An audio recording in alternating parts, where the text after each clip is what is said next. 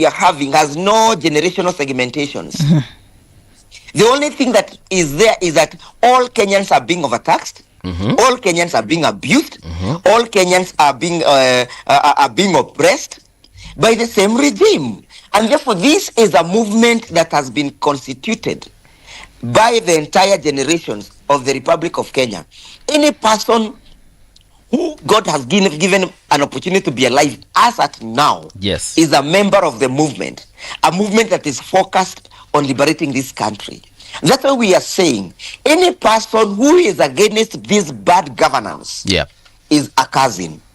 Any person who is against the shoot to kill orders is a cousin. Any person who is against the oppressive and the extractive policies of government is a cousin.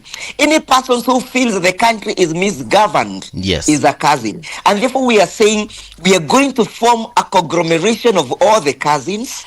We are going to form a strong house of cousins so that all cousins must guard each other. Number two, the question of the opposition leadership is not an issue to us at the moment. All right. It's not an issue even on the table. It's not even an issue that we have even started to discuss. Because these men and women understands, who are in the front line, understands the importance of our unity. I spoke to Her Excellency Martha Karua yesterday in the evening. She understands very clearly the reason why we must remain together. His Excellency Kalonzo Musyoka understands in the same equal measure. So it's for Eugene Wamalwa, so it's for His Excellency Rigathi Gachagua, and everybody else. So it's for Muturi, it's for Linturi. Any person understands the importance of our unity at the moment, because it is our unity that shall liberate this country, and that's what we are saying. Let William Ruto stop threatening us. Awache kututisha. Hizo vitisho zake azikome na awache kututishia. Kwa nini? It is the work of the opposition to remove the government of the day through constitutional means. Hivi ni kusema ni kwamba ni kazi yetu sisi wapinzani wanaopinga serikali kuingatua serikali iliyo mamlakani kwa njia na mfumo wa sheria na kikatiba. Kwa hivyo tutatumia katiba na sheria kumngatua mahakama, kumngatua mamlakani. Wakili, I have a question. I want to take you back a bit.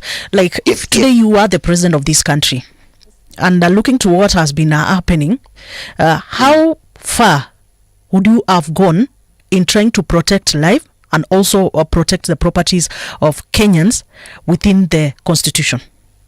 You know, I have never seen such an incompetent man as William Ruto. Okay. William Ruto is so incompetent. He's so off the grid. He's not in touch with the realities. He does not understand governance. He was not ready to govern. Yeye kazi yake ilikuwa ni kuja hapa vipindi. Okay. Anapaswa ajiulize, kabla sijajibu hilo swali, anapaswa ajiulize shida zake na mwananchi ni nini. Shida ya William Ruto na mwananchi ni zile ahadi alizopeana, ahadi za uongo. Shida ya William Ruto na mwananchi ni yale matendo anayotenda ambayo haiambatani na msingi na mfumo wa demokrasia. Hiyo ndio shida yake na mwananchi. Na endapo atakaweza kujitrace, if he's going to trace his way and reconfigure himself, he's going to deal with some of these problems. He is the one who taught Kenyans how to be defiant. He is the one who taught Kenyans how to be rebellious against a regime. Remember, he had the same vigor, the same weight, the same energy, rebelling and defying is both Uhuru Kenyatta. So when we the people resist, he should not be angry. He has taught us how to resist government. He has taught us how to be rebellious. Yeye ndiye alikuja akaambia Wakenya hatupangwingwi. Hata sisi tumesema hatupangwingwi. Hatupangwingwi. So what is good for Giz is good for Ganda. He is not any special. The Kenyans that he was dealing with in between 2027 to 2022, the Kenyans that he was intoxicating, the Kenya that he was manipulating is the same group of Kenyans who is now dealing with, but even a worse Kenya, because we are living in a situation whereby institutions, government institutions have collapsed. Health sector has collapsed. Education sector has collapsed. The security system has collapsed. Ask yourself, how is it possible that the National Intelligence Service is not able to know that county supermarkets are just about to be raided? How is it possible that the National Intelligence could not know that the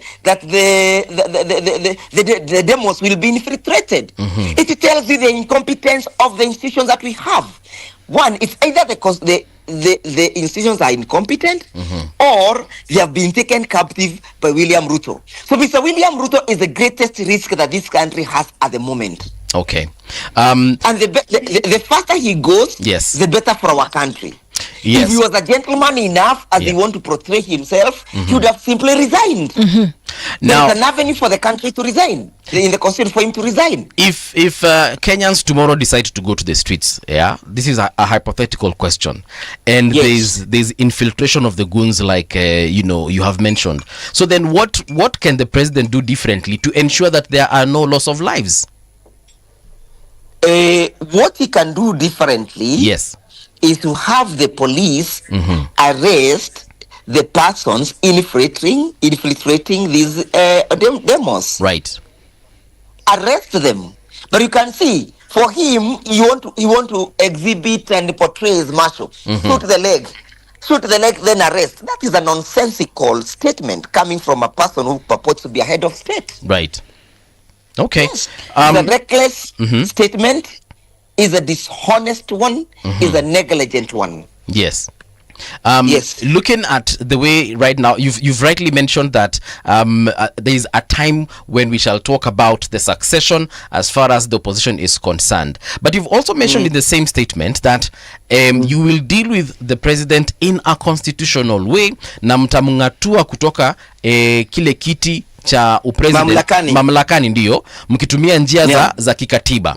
Hizo njia ni gani? Because the only way I see it is 2027. So are we saying that we are waiting for 2027, or is there a mid-term situation that can be employed? What are we saying? Absolutely. Mm-hmm. You know, the constitution also contemplates a situation whereby he's resigning. Okay. If he voluntarily resigns out of the pressure, mm-hmm, and out of the people's ability to exercise their power under Article 37, ndio, we shall have achieved. Okay. If he does not, it will be a constitutional means. Mm-hmm. If he does not resign, we are patient enough. Mm-hmm. Kenyans are patient enough, mm-hmm, to wait for those 2 years to end. Okay. We have waited for 3 years. Right. We are patient enough kungojea miaka zingine 2 zilizobaki, ili tuweze kumungatua mamlakani kupitia njia ya kura. Okay. Na apende asipende, Wakenya wameshaamua ya kwamba yeye ni one term. Tumeona the quicker he, mm-hmm, na ni vizuri realize hii, yes, apunguze pressure, ndiye apunguze pressure, apunguze makasiriko, ili tusianze kupata cases ati huo tumesikia rais amecollapse, ati amekuwa na pressure imepanda. Apunguze pressure. Tumeona hakuna mtu ambaye akona na nia ya kumngatua mamlakani, kupitia njia isiyo ya kisheria. We have seen Moses Kuria, the government advisor, resigning yesterday. Speculation, yes, is that he's probably coming to scuttle the opposition, probably, yes, provide a different narrative from what DCP is providing, and so on and so forth. What are your thoughts on that particular situation? My thought is that Mr. Moses Kuria is, insofar as our unity is concerned, is inconsequential. Mm-hmm. As far as our unity is concerned, our unity is you cannot penetrate it. Yes. You cannot infiltrate it. Right. And Mr. Moses Kuria is a marked sheep. Mm-hmm. So whenever the sheep moves around, mm-hmm, we're able to differentiate it from a goat. Okay. And therefore, you should not think that you'll have the luck. And let me tell you. Yes. Where our cousins comes from. Yes. And of course, I'm clinging and craving on the definition of the cousin that I've given. Mm-hmm. There is nobody who is associated with this government that will survive, mm-hmm, the wrath of Kenyans in 2027. All right. Kenyans are able to read through. Yes. Yeah. They know the instructions of Moses Kuria. Mm-hmm. They know the brief that he has. Yes. And we have built enough thick skin and enough shock absorbers, right, to address that eventuality. Well, Wakili. Yes. His Honorable Raila Amolo Odinga suggested a solution to all these problems that we are seeing. He talked of an intergenerational conclave. What are your comments about that? I pity the person that I really supported in 2022, Raila Odinga. Okay. He has outlived his usefulness. He's a spent cartridge. If I were him, I would not have spent the energy that is remaining in him in engaging in acts of utilities. Okay. Kenyans are tired of his advices. Kenyans are tired of his concerns because they are not genuine. Okay. They are fictitious. They are meant to deflate the movement, and they have no place in the current Kenya. If he so feels that he needs to form that conclave, he is in government. Let him go and advise his friend. Let him advise his friend. We do not need a conversation for us to tell William Ruto to stop killing our youths. We do not need a conclave to tell William Ruto to stop overtaxing people. We do not need a conclave to tell William Ruto to reinstate to reinstate the public health system. We do not need the conclave to tell William Ruto to pay capitation for our children. Okay. We do not need William Ruto to tell him not to spend 1.2 billion in building a money laundering church in State House. We do not need William Ruto, the conclave, to tell William Ruto to awache kiburi. Okay. We do not need a conclave. That is a waste of time. It's trying to defocus us. Okay. As we are focused at the mark of perfection, we do not entertain any advice. We have not solicited for it from Mr. Raila Odinga. He can keep it to himself. Kenyans have decided William Ruto is a one-term. Okay. Thank you so much. So those conclaves, those conclaves and those discussions, they have always been a way of Mr. Raila Odinga trying to get better positions and better apportionment of in government. When he initiated the BBI, ilienda na ikafika wapi? He initiated first of all initiated the Serena talks. There were 4 agenda. They were generated. Zilifika wapi to date? Why doesn't he speak about it? All what we need in this country is substantive and meaningful reforms. Okay. The meaningful reforms that we are focused on do not require the useless proposal of conclave, intergenerational conclave. We need to reform our police service. Do we need a conclave to tell the police not to be a trigger happy? No. Do we need a conclave to hold Mr. Murkomen to account? Okay. Mr. Raila should do this. Let him go to parliament. Let him advise his troop in parliament to commence the process of impeaching William Ruto. All right. Or to commence the process of holding Murkomen to account. We don't need dialogues on those issues. Wakili, unfortunately, we've come to the top of the hour. But thank you so much for taking your time to engage in this conversation. We do hope that next time you shall find time to come to the studio. I will be glad to appear in the studio. I'm headed to Kahawa Law Court. All right. You know, William Ruto has decided that all Kenyans are terrorists. Okay. So we want to test and stretch our laws and see how far they can accommodate Mr. William Ruto's manipulations. Asante sana Wakili, we shall definitely keep in touch. Thank you so much. All right. That is Ndegwa Njiru. Ndegwa is an advocate and also an activist rather, in his own right. He has said a couple of things. We shall recap on those conversations when we return. But right now, we want to take you straight to the newsroom where Willie Maganga is going to be telling you what has been trending in the last couple of hours and in the last couple of minutes since the last news update at 7 o'clock. We shall definitely be engaging more guests going forward on this same show today. So msiende mbali, mkae nasi. Keep on sending your feedback on Radio Generation, that is Radio Gen KE on X. You can also find us on WhatsApp, Radio Generation. Get in there and have that conversation with us. Check us out rather on rgk.co.ke. That is where you can watch us live as well on our YouTube channel. Yes, and the X platform, of course. Yes. Radio Gen KE. All right. We are there, tuko live. Kila kitu iko hapo wazi. Tuele kazi.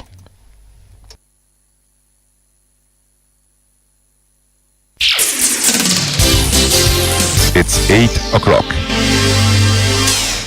Radio generation, the sound is fine. Pump it up, turn it high all the time. Let the music move you, let's sway. Radio G's got your jam all day. Radio Generation, the home of urban soul.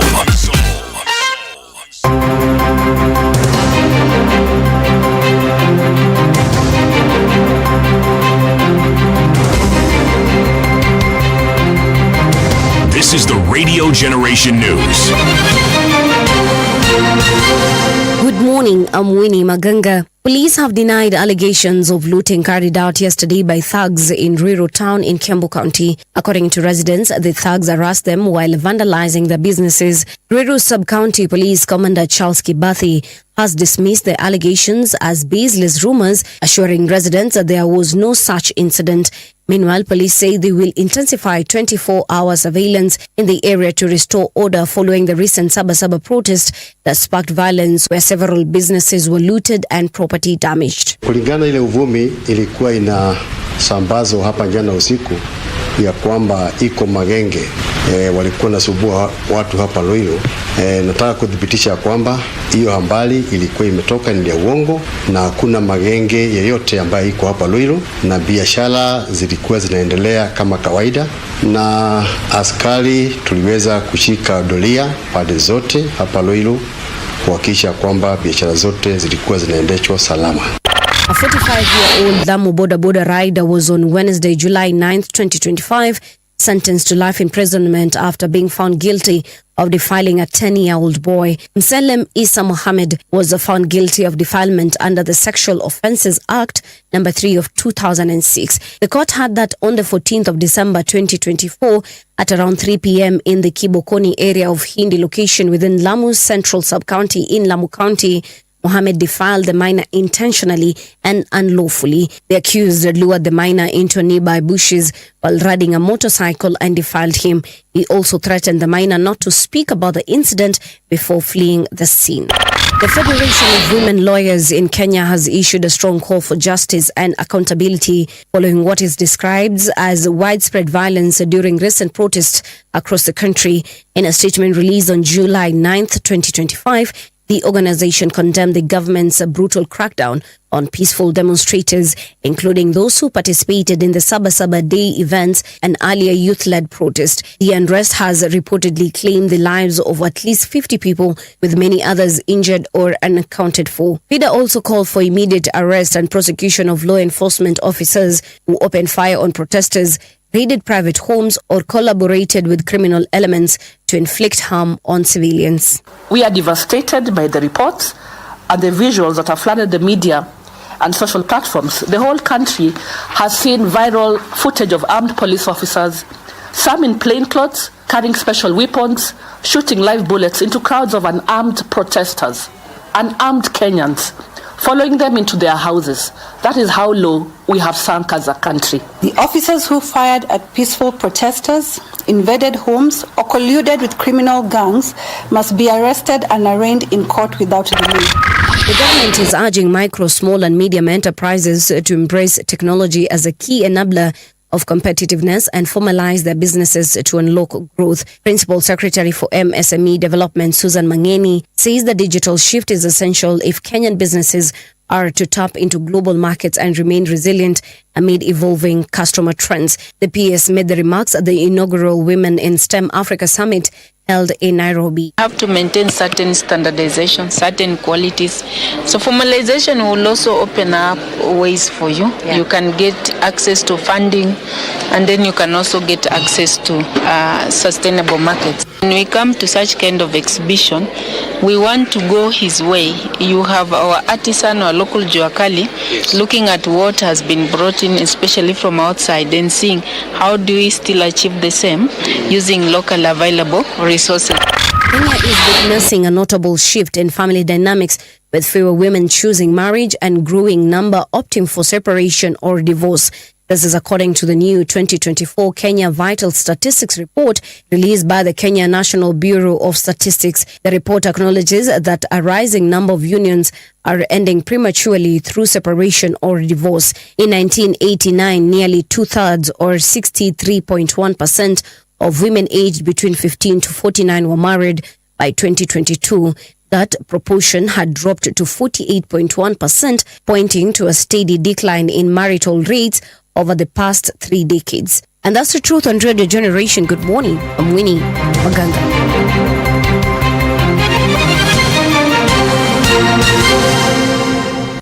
Traffic on Radio Generation.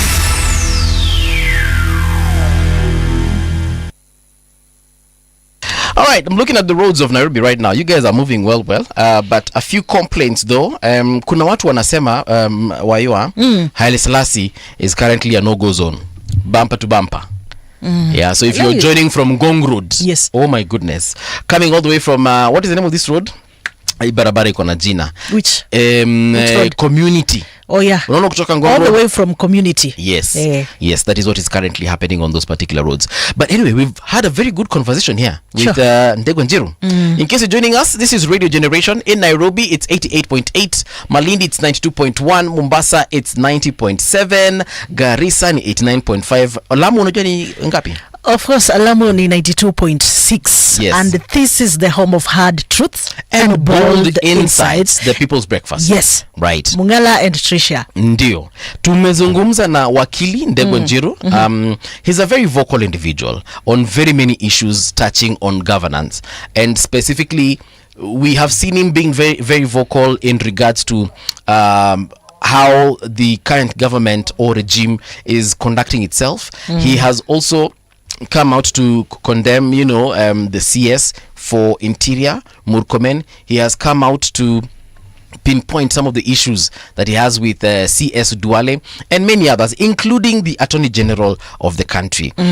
I remember very well, there's a time Ndegwa was anti-Gachagua. I don't know if you remember. Yeah.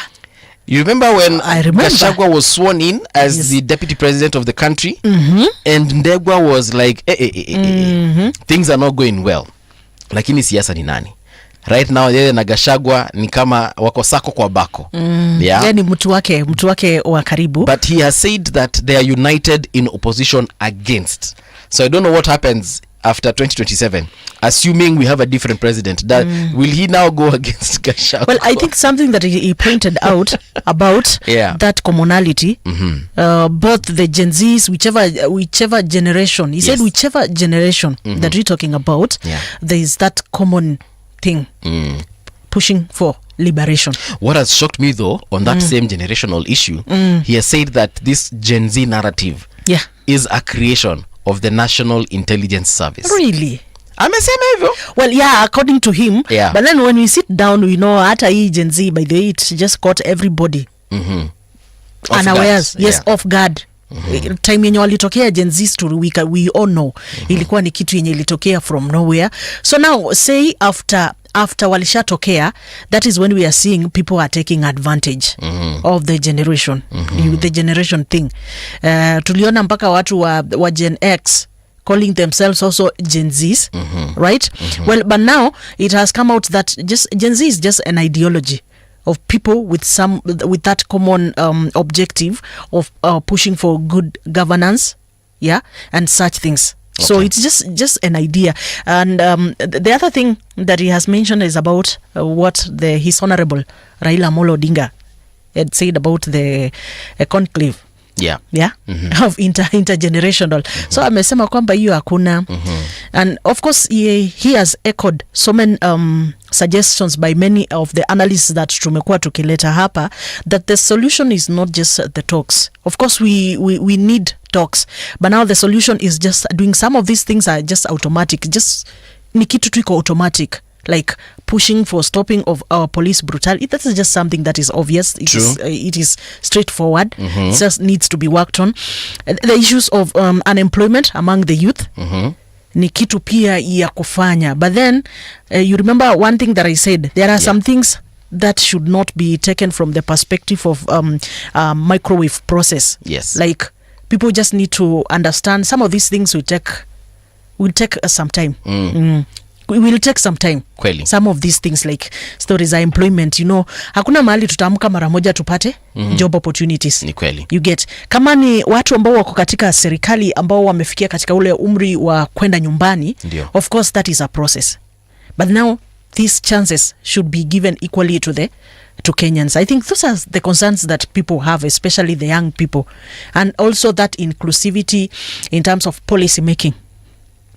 Ambapo we said there are so many dynamics in that inclusivity, whereby we touch the issue of public participation. We have touched the issue of waiting for the elections for the country, that is in 2027. Like young people, you want to be part of the governance of this country, kuna opportunity hapo mbele yako. 2027 iko hapa, iko karibu, so you can also plan yourself na mnaingia pale. So some of these things, me I feel kuna zingine ni process, but kuna zingine they need to be, they are just straightforward. The government just needs to act. Ndio. Well, yeah, that is what I'm picking, and actually that is what most of the analysts wanasema. Yeah, and we can all agree on one thing though, that things will definitely need to be done differently going forward. Yep. Regardless, yeah. But I've not heard anyone talk about how the government can just make things better. I asked him, and I'm looking for specific advice. Yes, I have a problem with the opposition is doing what the opposition does. Them, you know, hakuna siku opposition inafaa kukubaliana na serikali. Na ile siku atakubaliana na serikali itakuwa imekuwa ni broad based government. Yes. Ndio.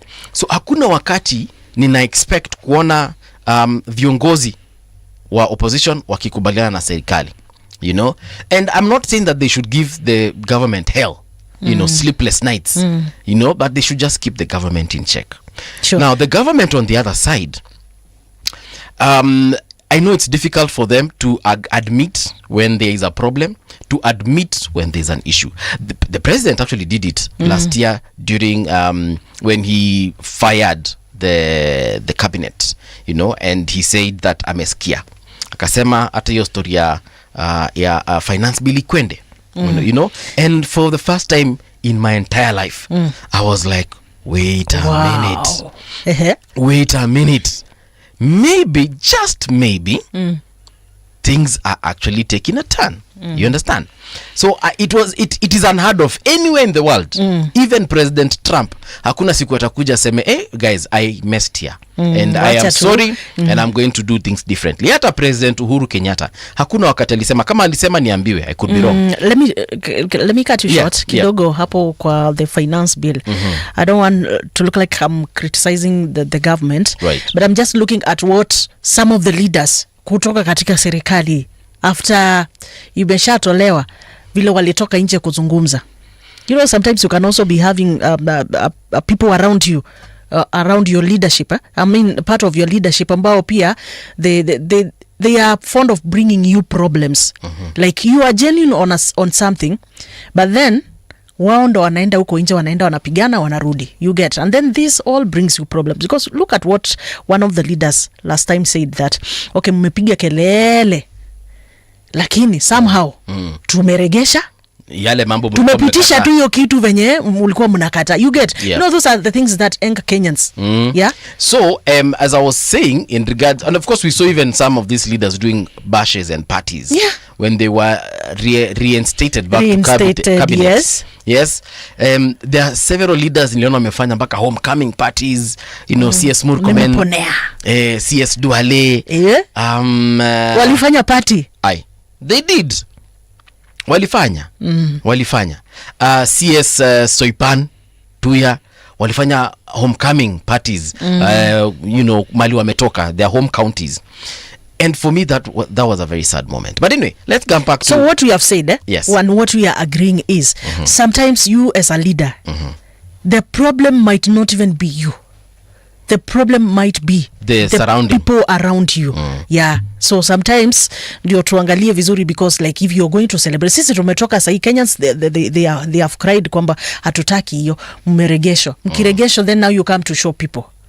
Ndio nilikuwa nasema vile ule wakati president alikuja na akaomba msamaha, akasema, well, akaomba msamaha pa say, but alisema I have listened to you and we've done away with the finance bill, even if they went back around our backs and did whatever they did. But at that particular point, for me, I thought that was a redeeming moment for Kenya Kwanza, and I feel like they should have done things differently going forward. Coming back to 2025 today, leo ni tarehe ngapi? Leo ni tarehe 10 mwezi wa 7 mwaka wa 2025. Yeah.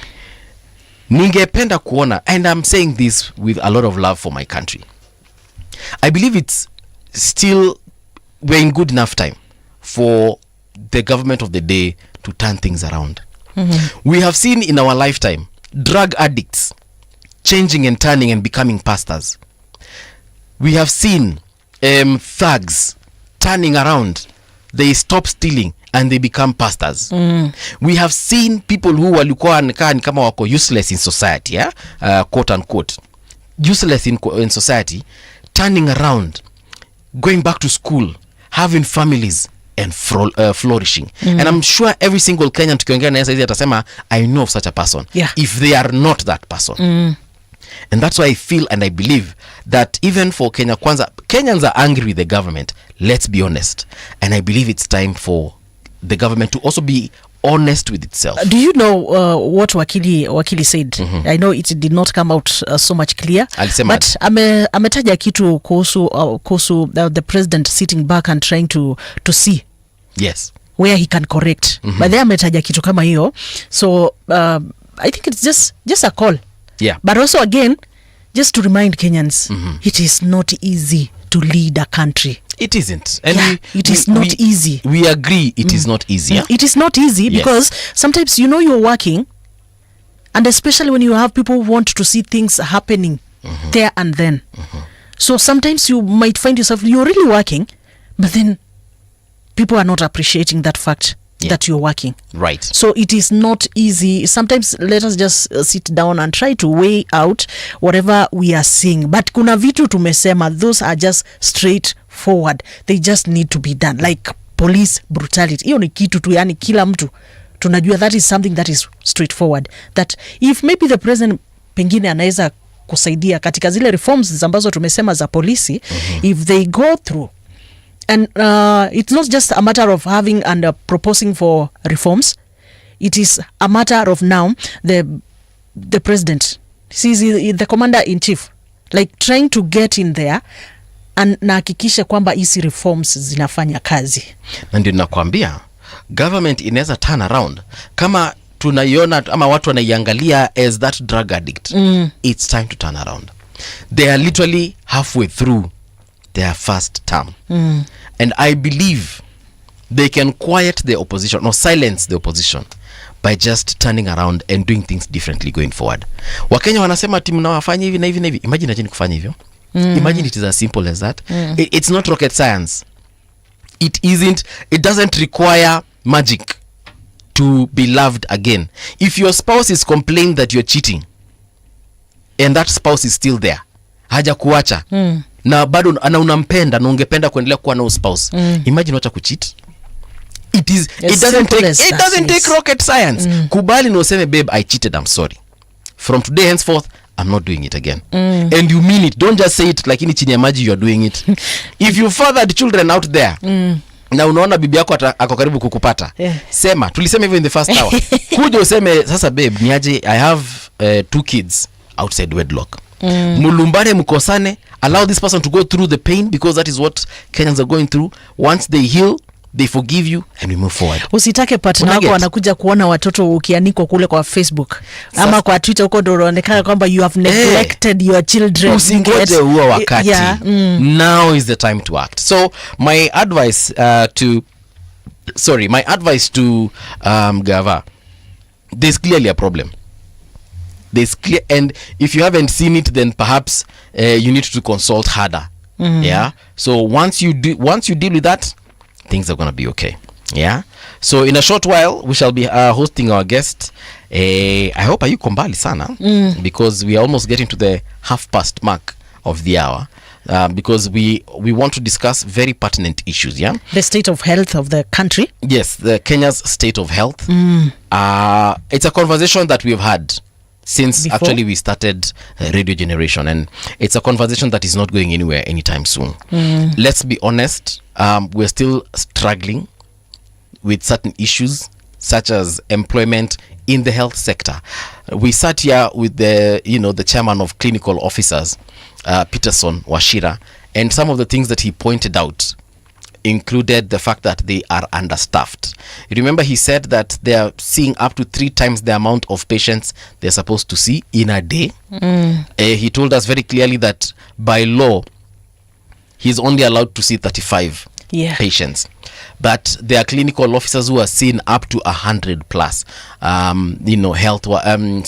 patients in a day. And he said that will take a toll on that person. I'm a radio presenter, but I can't imagine working 8 hours. Kuongea hivi for 8 hours, hiyo nao ni uongo.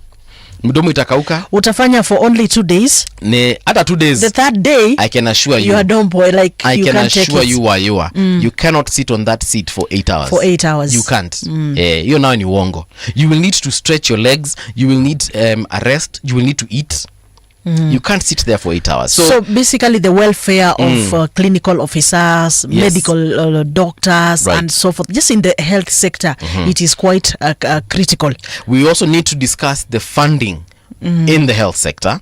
Remember he told us that the allocation is upside down. Mahali pesa inafaa kukua mingi haijaekwa, na mahali haitajiki ndiko imewekwa mingi. So that is obviously a question we need to tackle and understand what exactly is happening in that sector, right?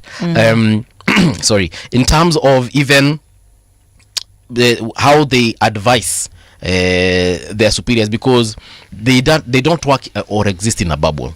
There's a hierarchy that they work under, so that they can get to the ministry, then the ministry can get to the president. What is happening in that particular sector? A conversation that critically needs to be held. We will talk about SHA as well. Hiyo ni kitu ipotee saizi. SHA is here to stay. As long as you are going somewhere and you will not. I remember we sat here with Godfrey Lutomia, a youth leader within UDA, sorry. And one thing he pointed out is that SHA is working very well. Akasema ukiwa na homa uende saizi Mama Lucy utatibiwa. Sijui kama ukiwa na jino linataka kungolewa, ukienda Mama Lucy leo utangolewa na ulipiwe na SHA. So we need to understand what is provided for, because you see Kenyans need to know this. They need to know these questions, or rather answer. They need these answers that they have questions too. And clearly the answers are not coming. If you go to a public institution today, sometimes you don't get the services that you need in the way you expect them. You will find staff, like we've said, who are overworked and underpaid. Tired, yes. So the morale even of working, such people. Have you never gone to an hospital and then you are like there, na kuna daktari anakuona tu uko mgonjwa sana, you are sick, but hata they are not moved. They are not moved. Someone tu atapita. Of course we are not saying that people should not eat, lakini atakupita hapo na hiyo maumivu yako, ndio aende afanye shughuli zake. Mwingine apitisha hata ile time ya kwenda lunch, uona anarudi saa 9, but you people are still there. Mwingine afunge tu ofisi na aende shughuli zake, na waache hapo, na amekuacha hapo foleni, and like uko kwenye maumivu kabisa, and then atapita na aende shughuli zake. Now that you've mentioned that, you know the way they do it in a government institution. They won't even tell you I have gone for lunch, see you at 2, or see you in 1 hour, or see you in 30 minutes. You will just see someone anaandika kitu kwa karatasi, anafunga hiyo, anaiweka kwa envelope, inawekwa kwa kabati, na unaona ameenda ni kama ameendea kitu ya maana. So wewe umengoja hapo kama patient. You stay there 5 minutes, 10 minutes, 15. then 20 minutes later you realize huku akukujui. Huku akufanye nini? Akukujui. Wengine wanapita back door, by the way. Apiti hii yenu mnamuona. Then you ask, maybe tunapenda kuita soja. So you ask a security guard there, soja, mwenye ako hapa kwani ameenda wapi? Anakuambia vizuri sana, huyu ameenda lunch. And so you wonder, atarudi saa ngapi? Huyo mngojeni saa 8. Aba saa 9 huyu arudi haraka. Huyo mngojeni saa 8, na saa 8 hiyo tu ile time official anafaa kurudi. Truth of the matter is this person might come back at 2:30 or even 3 like you've mentioned. But if you go to a private institution, because me, I have been to more private institutions than government ones. Public, yeah? Yes, than public ones. They will tell you. First of all, in government they have the ticket numbers. In private institutions they have the ticket numbers. So you see tunaambiwa keti pale, then you hear ticket number 241, come to counter number 5. Yes. Then wakati wa lunch ukifika, someone else takes over so that this one can go for lunch.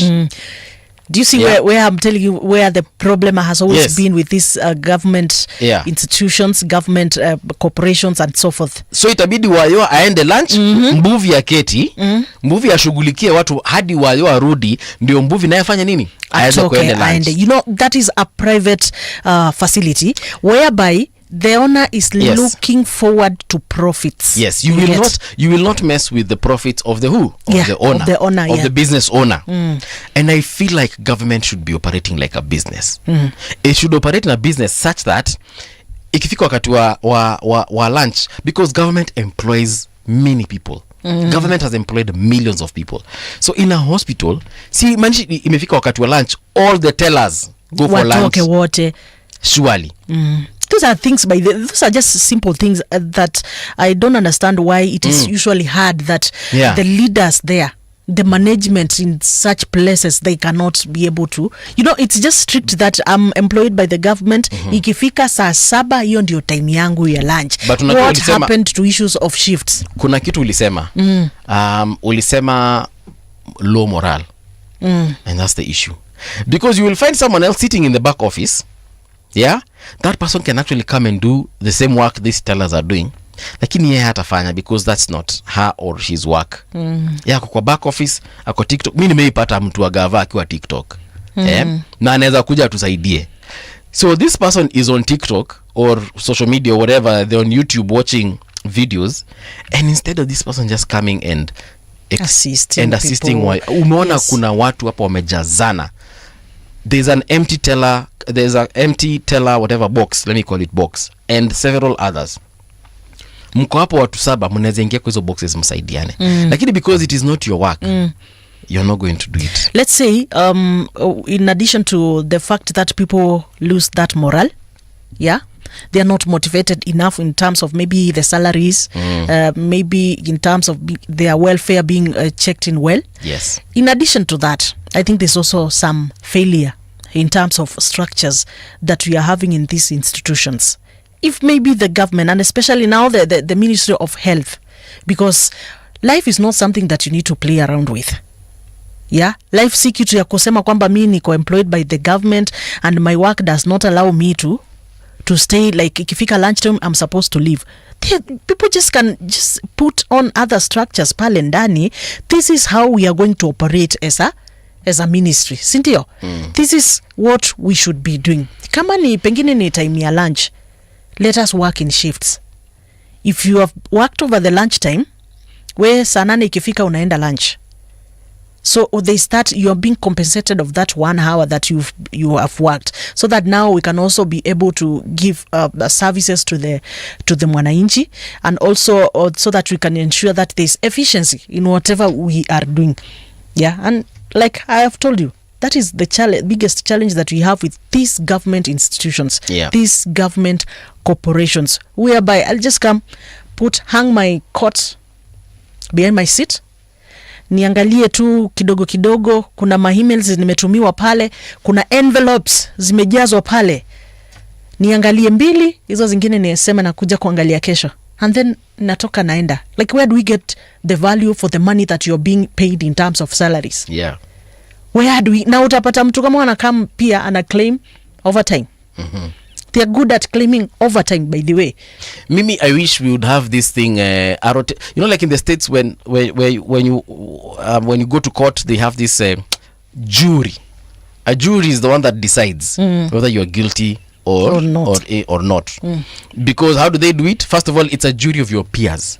So if you are 30 years old, the jury that is going to determine your innocence or guilt is a jury that is people who are, you know, that age of 30 years.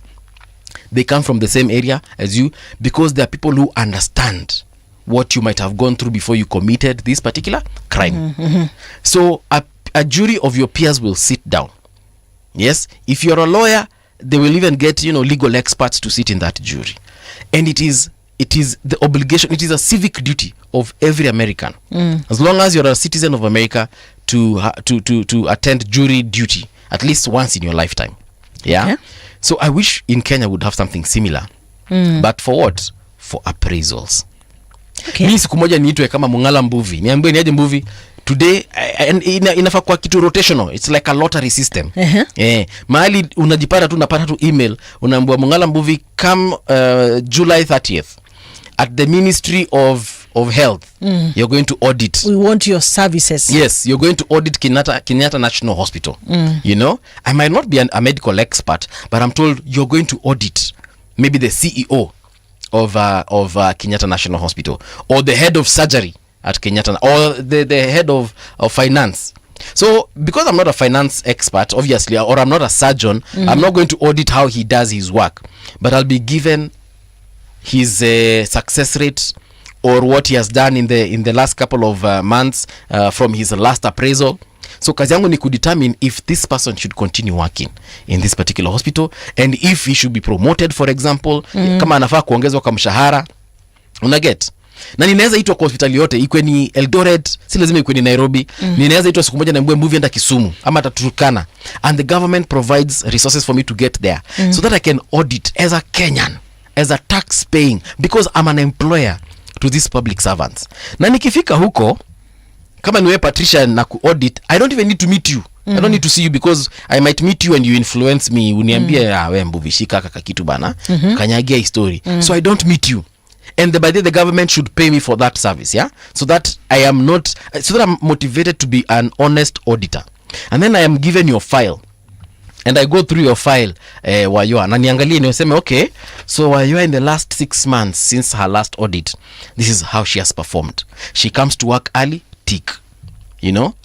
She has done enough surgeries within the quota that is provided, tick. How many patients lost their lives under Wayoa? I check, and I go through the legitimate whatever reasons, and at the end of the day I audit you. And I approve whether you should continue working, or I disapprove. That way, Patricia, people will be more what is it called? So, will be more alert at work, because haujui nani anakuja kuku. Let me ask you. Audit. Okay, let me ask you. Yes. Are you saying that now the government should use people maybe who are not specialists in that field to be auditing such? Actually, yes. Are you saying that? I'm saying that too. You know why? Because if I'm a surgeon, chances are I know all the surgeons in Kenya, because we probably went to the same schools. We probably meet in conferences as surgeons, and we hold conversations in regards to what? In regards to our work. So I might know you. You might actually be my friend if you're a surgeon and I'm a surgeon. So if I'm auditing you, I don't want you to lose your job, because I'm your friend. But there's duty to integrity in doing such services. There are some things, I don't need to be a surgeon to tell that you're good at your work, because if your records and reports are well kept, yes, anyone who's competent enough, yes, because by the time they're choosing me, of course wanajua Mbuvi ni amesoma mpaka this level, akona degree yake ya biotechnology, yeye ni radio presenter, so they understand that I know, at least I can read and understand. There are some jobs I can be allowed to audit, you get, according to performance contract ya huyu mtu, because your HR manager, for example, your HR manager is not a radio presenter. She doesn't understand everything about media, but she can audit you. She can audit your work. She can tell Patricia comes to work. She can tell that Patricia is dedicated, because she comes, she does enough prep after work. So, she's dedicated in other duties. Okay. So your HR can audit you. So in other words, are you saying that maybe these institutions they are not being audited? I remember this. I don't know. Was it during internal auditing during Angilu's time when she was CS? Yes. I remember then they were doing some like mko kazini mnashtukia ametokezea. CS ametokezea. Like also look at the time of Matiang'i when he was the education. CS. He also used to appear randomly at schools just to see how they are operating. So me, what I feel is that whatever structures that we have, and I keep on repeating, just supporting echoing other leaders, that Kenya has the best constitution. Yeah. If we can just be able to do what is in the constitution. We have good frameworks za kufanya kazi. Ndio. Sawa, tuko na sheria tu nzuri za kufanya kazi, because like what hindered other ministers like for the education sector, what hindered them before to do whatever Matiang'i used to do? What nothing is hindering them. It's just that they don't want to do it. Actually, the person who began all this is the late Garissa Maitha, remember? Yeah, that's just a question. Yes. Giving another current example. Yes. What was hindering the other CS for health, CSS for health From randomly appearing.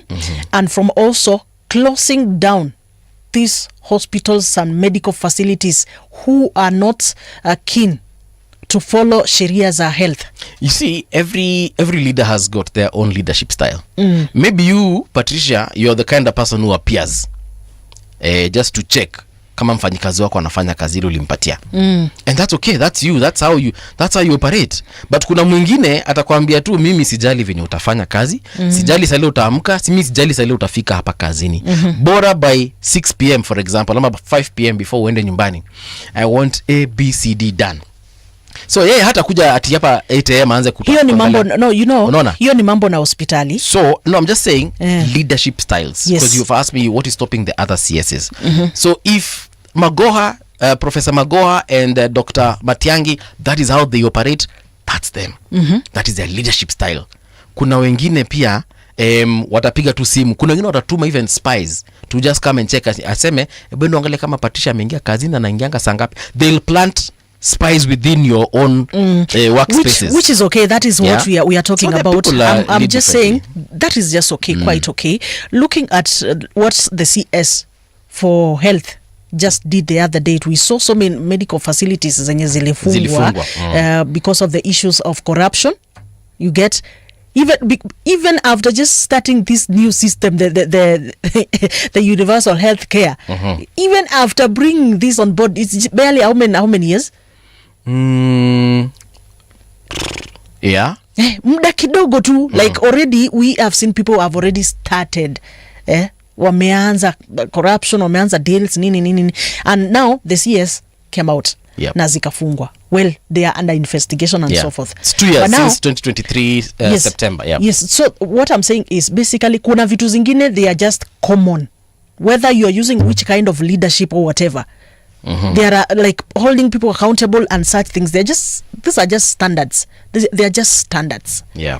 So if maybe our country, most of these institutions zenye tunaona there's a lot of failure in terms of working, in terms of efficiency, in terms of giving value for the budget allocations zenye wanapata. Imagine you are allocating a lot of funds to an entity, to an organization, to an institution that is not really yielding anything. Kazi yao ni just taking. There is no single day tutapata hata break even. There is no single day pengine tutakuja tupate kwamba no, this one this time round they are not coming to ask for money. They are able to sustain themselves. They are able to fund themselves. You know, that is where now we need to go, because like I have said, so much is being lost in these government corporations, these government entities, just because of people who are not just keen about ensuring that they are pushing for the value for that money.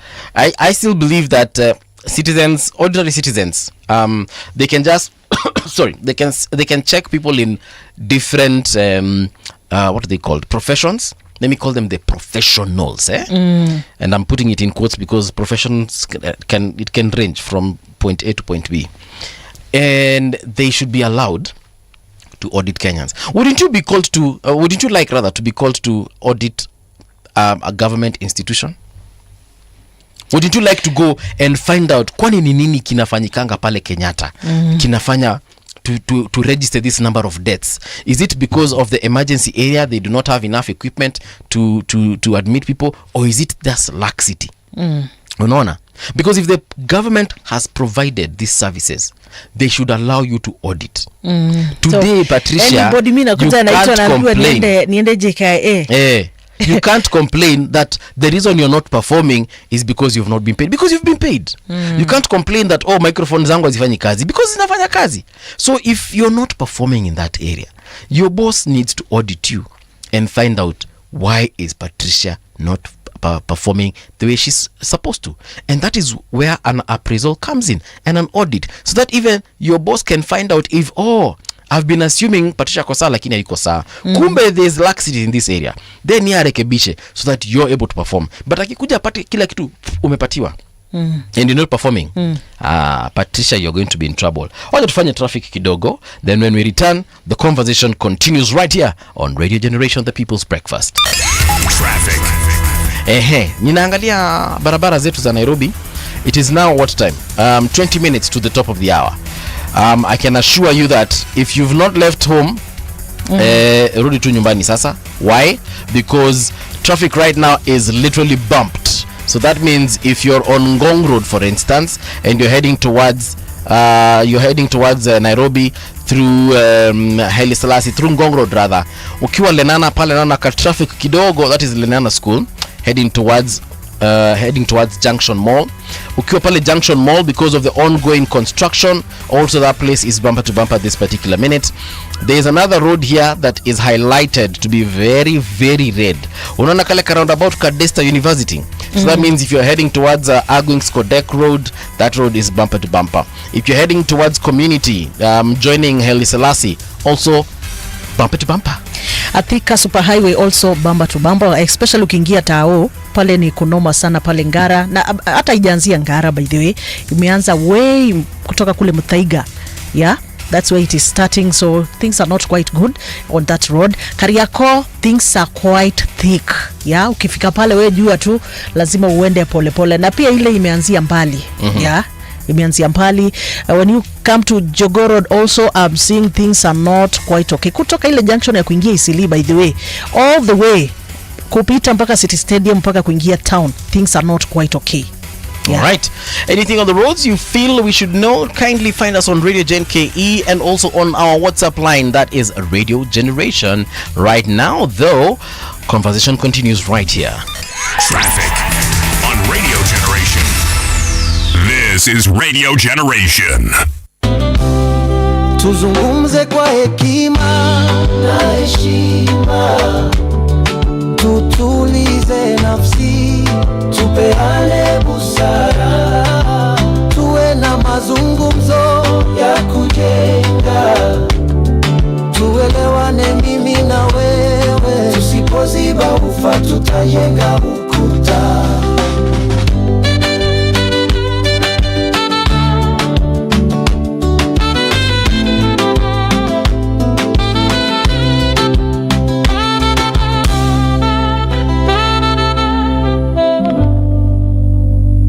Yes, indeed, tuzungumze, and that is a message that all of us need. Tuzungumze. Tuzungumze kwa hekima na tuelewane. Ama namna gani? You know, just a simple word can bring lots of problem to a country, can bring down a country actually. True. Yeah, those the careless talks and so forth.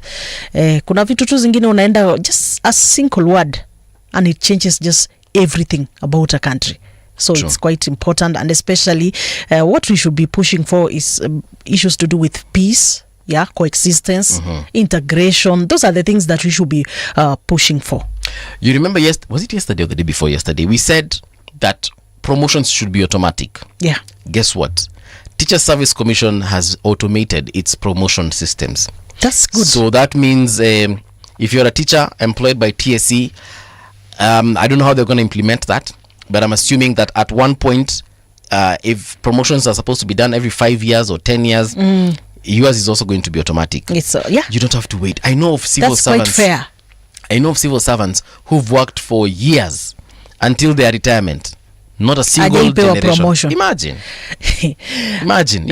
Hata by the way, huyo hata kwa afadhali amefanya kazi. Kuna, do you remember there is a teacher, I think in Western, from Western, who also said, now I stop teaching. Because all along nimekuwa nafundisha watoto wadogo ambao nilifundisha mama zao wamepata hadi kazi, wameandikwa mpaka na serikali. Mimi niko tu hapa. Like it was so unfortunate manze.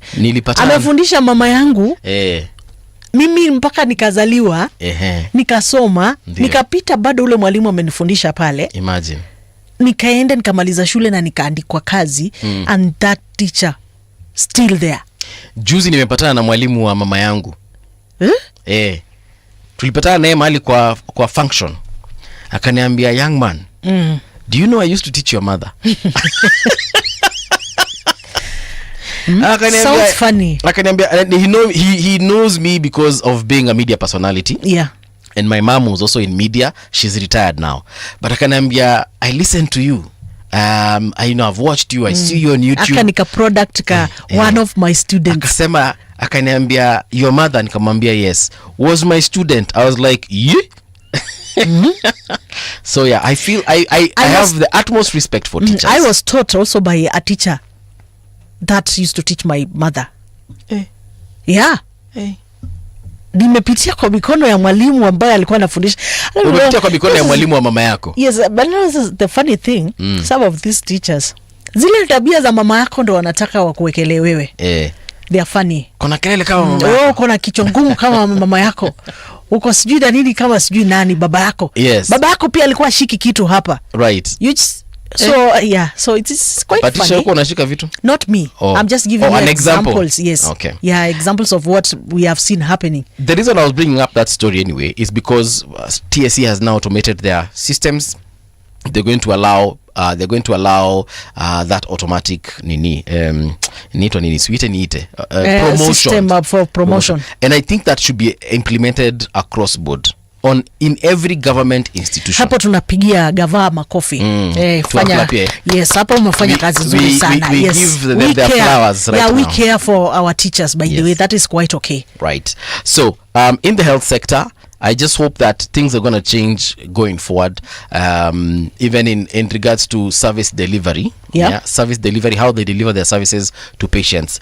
Because at the end of the day, hata kama tunaenda huko kwa hospitali na tunalipa pesa kidogo, because let's be honest, compared to what we could have paid, and if we look at what the private sector charges, it's a lot of money. Have you checked what it costs just to be treated common cold at, say, a private hospital like Aga Khan, compared to what Kenyatta National Hospital charges?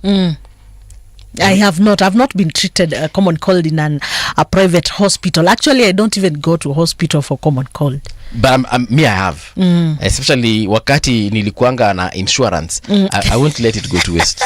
Mimi ana nikienda tu hachu. Mimi huyo hospital. Because you have a cover. By the way, and this is something that really needs to be looked into. Yes. The issues of insurance, the private insurance covers, and how this have been being used and being misused also really needs to be looked into. Ukienda mahali kama Aga Khan, you will be charged first of all to consultation ya 3,000. Hiyo hata hawajajua kama uko na temperature, uko na fever ama hauna. Hawajajua kama umekuja hapo kutitiwa macho, mapua, mdomo, umekuja kungolewa jino, hawajajua bado. Hii tu ni umeingia hivi hospitali, unataka kutibiwa, haya, weka 3,000 hapa. You eventually see the doctor, then the doctor examines you, they tell you, hii yako ni homa, okay fine.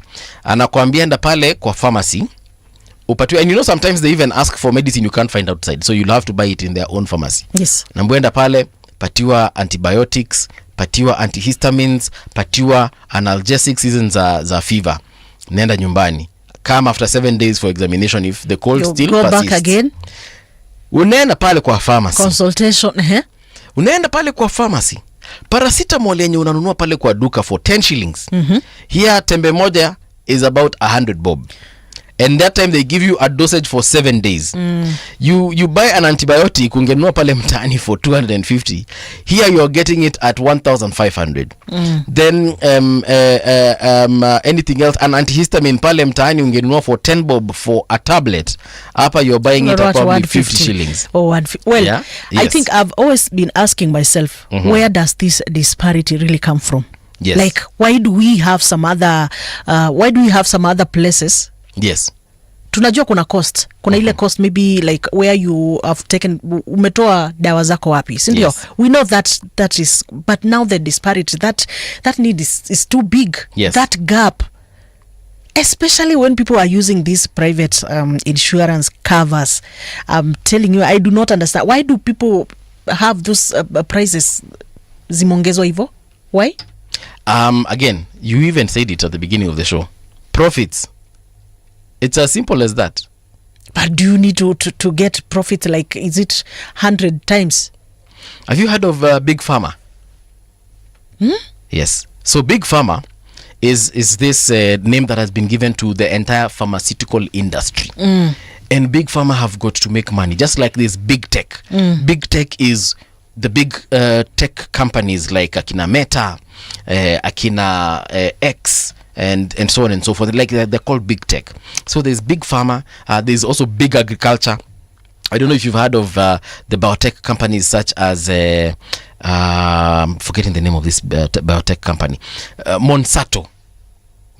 Do you know they do a lot of biotechnology specifically in Africa, and they do a lot of GMO research on our crops to ensure that they can provide better seeds, meaning better plants, and so on and so forth. So there's Big Pharma, Big Tech, Big Agriculture, and so on and so forth. So when it comes now back to your question of why tembe moja mtaani ita cost 10 shillings, lakini in the big hospitals it will even cost 100 times more. It's that very simple answer: profits. Because these are international companies. There's some medicine you're taking here, you're thinking aka kametengenezewa hapa sijui industry area. Majority of the medicine that we take, by the way, is actually manufactured in India. I think, and the reason why I would really push that government should take health serious in our country, it's because of the exploitation that we are seeing. Yeah, the exploitation is just too much. Like, Gava needs to just take the issue of health seriously, such that I don't have to go to those private where I'm being exploited. Right. Yeah, I just need to go to a government hospital and I'm able to get treated. I'm able to get all the services without just going to other places where people are just exploiting others in terms of, okay, profit. I'm saying you are entitled to profit if you put up a business, right? Because of course that is one of the major objectives. Right. But then again, you don't have to exploit people. Yeah, I feel this is just... Can I give you an example of something else? Do you know how much it costs to do a PET scan here in Kenya? PET scan is PET, yeah? I'll get you the whole abbreviation later on. But PET scan is what cancer patients go to do imaging for. So for example, if you have breast cancer, they will do a PET scan on you to tell the extent of the breast cancer. So, and that machine is very expensive, first of all, to just own.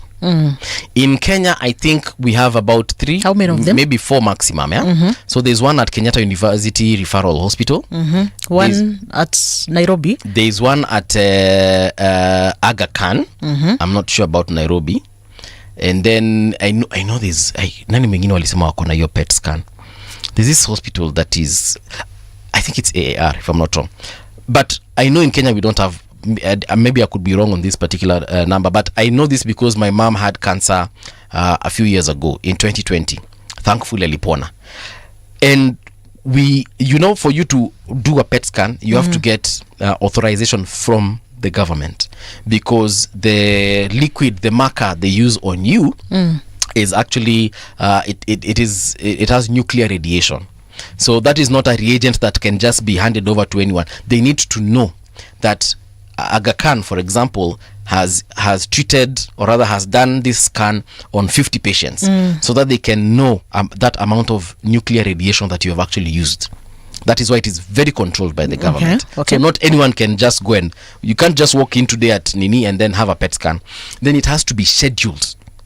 So they have to schedule that, and you have to schedule it days in advance, sometimes even weeks in advance, because cancer patients ni wengi sana. So everyone has got to have a chance to be scanned. So the reason I'm saying this is because when philanthropists, billionaires come to Africa, we have Akina Bill Gates and many others, yeah? Even our very own Dangote from Nigeria. When these people come, they don't donate these kinds of machines, because these machines, first of all, cost millions of dollars. Okay. Right? Ask yourself why. Why don't we have I think just the other day when Nani was here, what's his name? Mosiria, the CEC for health in Nairobi County. Alisema nini? Alisema now we have CT scans at Mama Lucy, and he mentioned I think Pumwani and a couple of other hospitals. Yet we have foundations here in Kenya that are dealing with, they're coming here to help cancer patients, but they have never contributed towards buying a PET scan. They have, and it is a very critical machine, by the way, that is needed by cancer patients here in the country. Why have they not done it? My answer to that is big pharma, big pharmaceutical. They want to control that. They want to control health, because the more of these machines we have, that means the more cancer patients can access them. That means the better treatment you have access to. Yeah. Okay. Yes. So I asked you, do you know how much it costs to do a PET scan here in Kenya? I don't know. Minus what the government has substituted for you, it is 70,000 Kenya shillings per scan. Do you know how many scans a cancer patient needs? In a year, you need at least 4, depending on the treatment that you're currently receiving. Yes, you need at least in a year 4. So multiply that by 70, that's around 280k. Wewe hebu niambie mtu mwenye ako uko Mathare, Kibra, mtu hana kazi, anaishi kwa nyumba ya 1000 shillings, tuliambiwa hapa jana 1000 shillings, hata ya 5000 atatoa wapi 280 per year? So basically that is a challenge that we are having, and that's why I'm asking, why can't we have now the government just being serious about health in our country? Big pharma, because this particular NGOs and this particular companies and big pharma itself controls your government.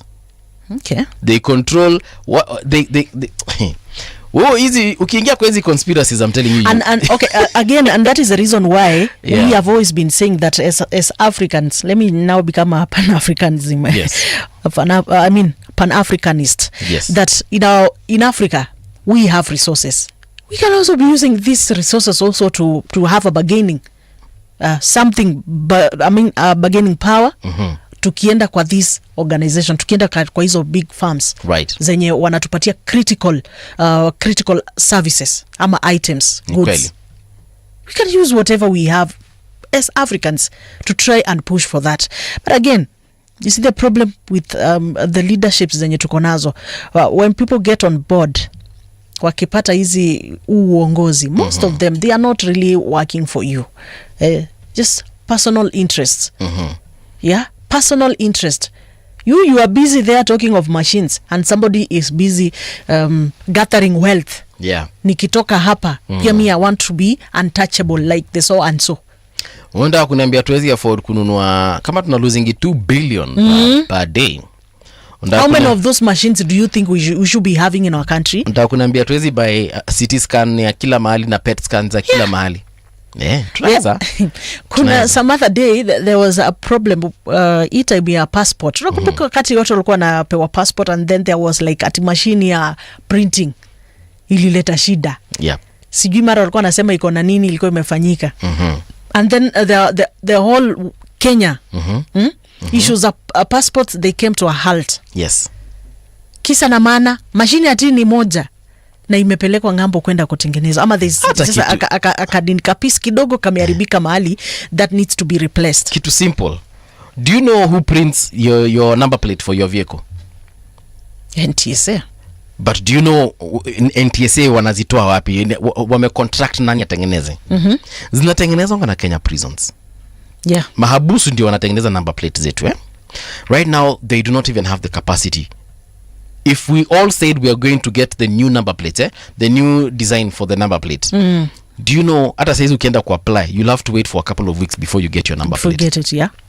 A country like the United Kingdom, garages have been, there are specific garages that have been contracted to do that on behalf of the government. So I can apply at NTSA fine, but I can go to this garage that has been contracted by the government to provide that number plate for me at a very small fee. Right now you're paying 3,000 shillings to Nini. If today your vehicle gets into an accident and you need to replace your number plate, do you know you will have to pay again another 3K to replace it? To replace it. Let me tell you something. Another problem. In 10 seconds. Politicizing everything. The process. We are taking a short break. Listen to Winnie Maganga. She's coming up with the news. And when we return, we shall be having our guest. And we shall be having a very candid conversation about Kenya. Don't go too far.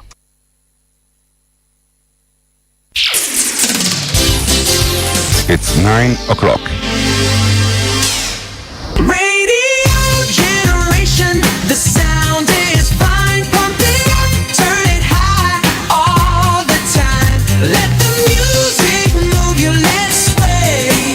Radio G's got your jam all day. Radio Generation, the home of urban soul.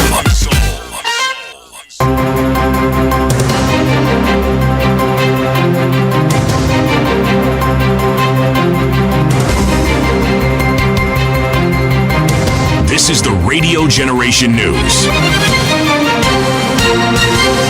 Good morning, I'm Winnie Maganga. A Nairobi businessman has been arrested over a viral video that the Directorate of Criminal Investigations claims incited violence against police officers. The DCI announced on Thursday that Godfrey Mwasiaga Kanan Mayo, the man behind a widely circulated video on TikTok, had been apprehended, triggering alarm from his family and lawyer. He was reportedly arrested around 6:45 p.m. on Wednesday. The DCI said Mayo is in custody and undergoing processing pending arraignment. Boniface Kariuki, the mask vendor who was shot at a close range in Nairobi streets during the June 17th protest, will be laid tomorrow. Kariuki will be buried at his rural home in Kangema, Murang'a County.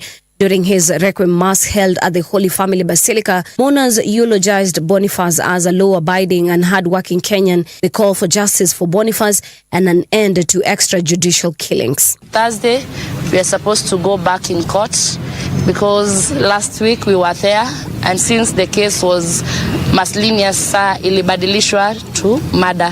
The only thing we are still seeking, it is justice for Boniface Mwangi Kariuki. That is the only thing that we want as a family. Health Cabinet Secretary Aden Duale has stated that President William Ruto's administration will not take threats from his critics lying down. In an interview on Citizen TV, the CS defended President Ruto's earlier remarks, where the head of state vowed to deal with those plotting to oust him from power unconstitutionally. President Ruto dared anyone to attempt the move before the 2027 general election, noting that he will no longer keep silent. Duale said the president has authority to use whatever means that is available to uphold national security and decisively deal with those sponsoring violence. We have one country. Let us all maintain peace and stability. And I want to ask President Ruto, you took an oath, a solemn oath, under Article 131, to protect the Constitution, to protect the rule of law, and to ensure there's peace and stability. Deal with the people who want to ban Kenya regardless of their status, including myself. President William Ruto has strongly criticized leaders he says are politicizing the recent violent protests in the country. The president accused them of making dangerous claims that the chaos was targeted at one community. He urged those with credible information about the individuals behind the attacks and destruction of property to report to authorities instead of fueling tribal tensions. Speaking in response to allegations that a government official may have played a role in the chaos witnessed during the Sabasaba demonstrations, Ruto dismissed the claims as reckless and unacceptable. Mtu anatangaza ati ametoa taarifa kusema ati serikali ilipanga wahuni na watu wa kubomoa biashara na kuharibu biashara na kuchoma biashara ya watu wa jamii moja. Kama huyo mtu ni mwanaume kamili, atuambie hawa watu ni kina nani. Aende andikishe statement, aseme ni mtu fulani, ni kiongozi fulani, ni sehemu fulani. Kutangaza tu mambo ya ujinga kwa mitandao ya mambo ya siasa is unacceptable.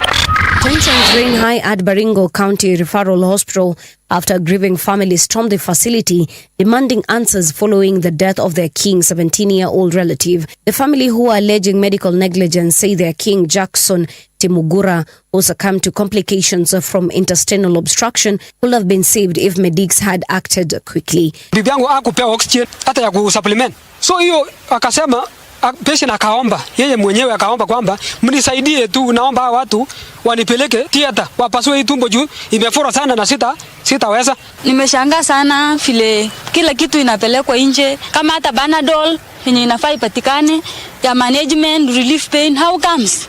Na ni referral hospital. And that's the truth on Radio Generation. Good morning, Mwini Maganga.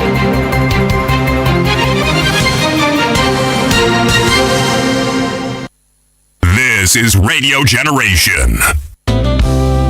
Tuzungumze kwa hekima na heshima, tutulize nafsi, tupeane busara, tuwe na mazungumzo ya kujenga, tuelewane mimi na wewe, tusipoziba ufa tutajenga ukuta.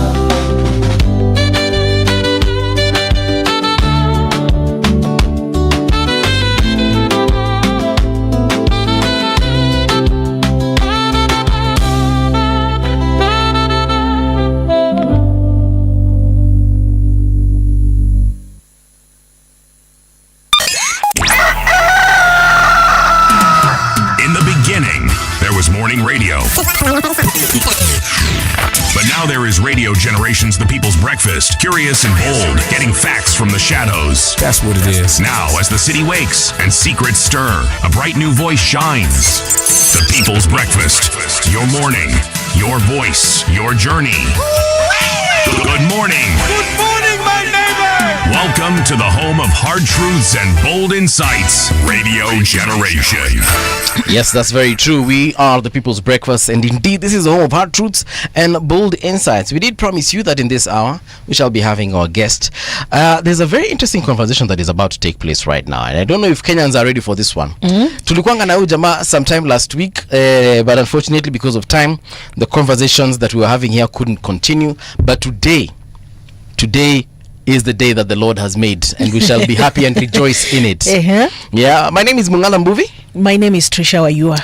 So the question we're asking today is, in whose hands are we safe? In whose hands are we safe? Are we safe as Kenyans? That's the question, eh? Kidogo nilikuwa nadhani grama imeondoka.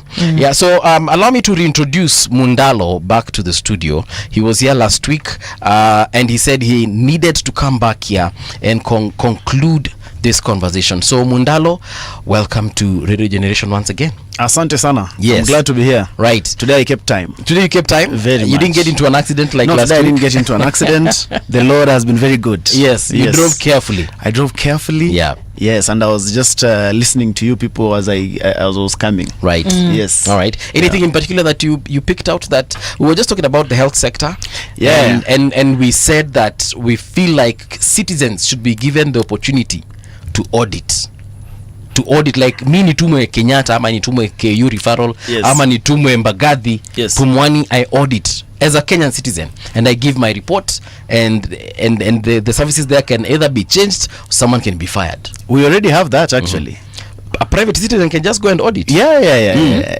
Everything that is belongs to the people. Yes. Can be audited by the people. Right. Yeah. You see all these exposés. You see my friend Morara doing. He gets them through direct access. You can go to the portals. You can go to, if you go to KNH and demand to see what you want to see, you should be able to be allowed. So we already have that. It's only that how many of us are aware that we have that. Two, what is the procedure of doing it? Are we aware of the procedure? Yeah. And you see sometimes can I walk into Pumwani today and say I want to see the one in charge, let's call him the CEO or her. Niseme nataka kuona CEO wa hapa na nataka kujua jana nimesikia wanawako wamekufa hapa, anijibu nimuulize kwa nini wamekufa. Yes. Yes. The hospital belongs to you. Hata ita soja. The hospital belongs to the people. Aite soja aseme hebu toa huyu kijana hapa ametoka kuvuta vitu zake hapa na kuja kusumbua. You see now the conduct of the boss, that will be now the issue, an issue with the conduct of the boss, which again has a legal provision of how you can actually go about it. You can be able to say why are you chasing me from here, because and also you have to be a bit procedural in doing it, because again you have to understand that if I'm coming to Generation Radio, for instance, there are basic procedures procedures. I'm invited here, but I come, I have to sit and wait for me to be called into studio. You see, we have basic procedure. Right. Now you cannot also just walk to Pumwani and demand that now the hospital should stop because you've arrived. And again, also, you need to understand that with the coming of, with the digitization of government, whatever services, services, there's also that provision that you are able to access to data that belongs to this government institution on their portals. All right. Yeah, That on their is true. website. Data is supposed to be there. You can go check whatever you want to check. And so if audit you have from question, there. yes, if you have question now, if you want to go and now do the physical audit now, right, then now there are procedures as he's saying. Okay. You see, the first thing is, and that's quite a very, it may look like it's pedestrian, but it's a very reasonable conversation, because most of the time, the biggest tragedy that we have and our first problem is we suffer lack of information, insufficiency of information, and therefore we don't know how to go about so many things. Like many people do not know, like the case of Pumwani you're talking about. Yeah, when you write a letter to Pumwani hospital or whatever the public institution, you should be responded to in a max of 48 hours. It's low. Yes. 48 hours. It's not a favor. Usifanye niandike barua Unaona ni kama anataka kwenda. Nitaandika barua. But when you write a letter, you Mm. must be responded to. It's obligation. You must be responded to. They must give you a response. It cannot just be the letter we did not see. The law tries to do away with those issues of, we did not see. Kitambo wanasemekananga barua za watu zinatupwa, then they are just thrown somewhere. Yes. Now, that was able to be dealt with. Plus, remember, when you go to a government office, they should have a display of the charter. It's law. They should be able to, you enter the office, there must be a display there saying, this is what we do, this is our code of conduct, this is what we, like, cost of services. It must be there. You must, and you can actually go to court if you did not find it there. It should even stipulate how long you should be able to wait for them to serve you. Okay. Yeah. All right. Okay. Before we get to the conversation by there, I just have this personal to ask you. Yes. The impact of what we are doing in terms of maybe being given access to other countries. Like you have just told me that ulinyimwa visa ya kwenda kule America. Yes. Yeah. What is the impact of whatever is happening in our country with respect to getting out of the country? Yeah. Yes. Unfortunately, it's giving us very poor PR outside there. We might really love it here, but outside there, we have more and more people starting to see us as a potential threat. And so many people are starting to limit the entry of us in their countries, because some people feel like it's infiltration. We have people, people feel differently about issues here.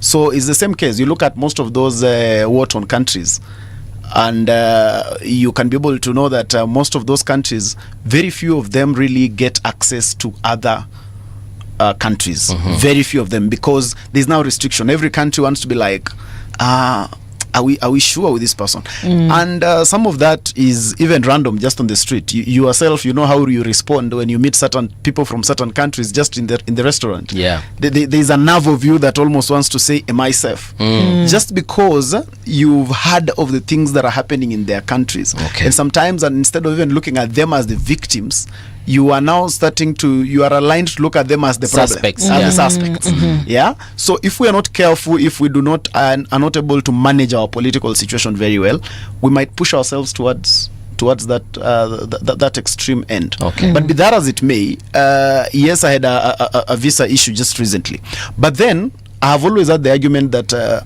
we should also not over glorify getting out of the country, because we must make here good.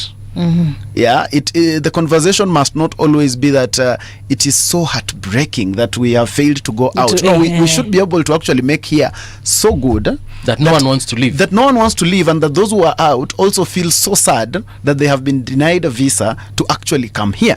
So the conversation about, I really try to run away from emotional perspectives of people not getting visa to some of these Western countries. Okay. I think it's more about, let us be able to make our home better, and we'll even be treated better.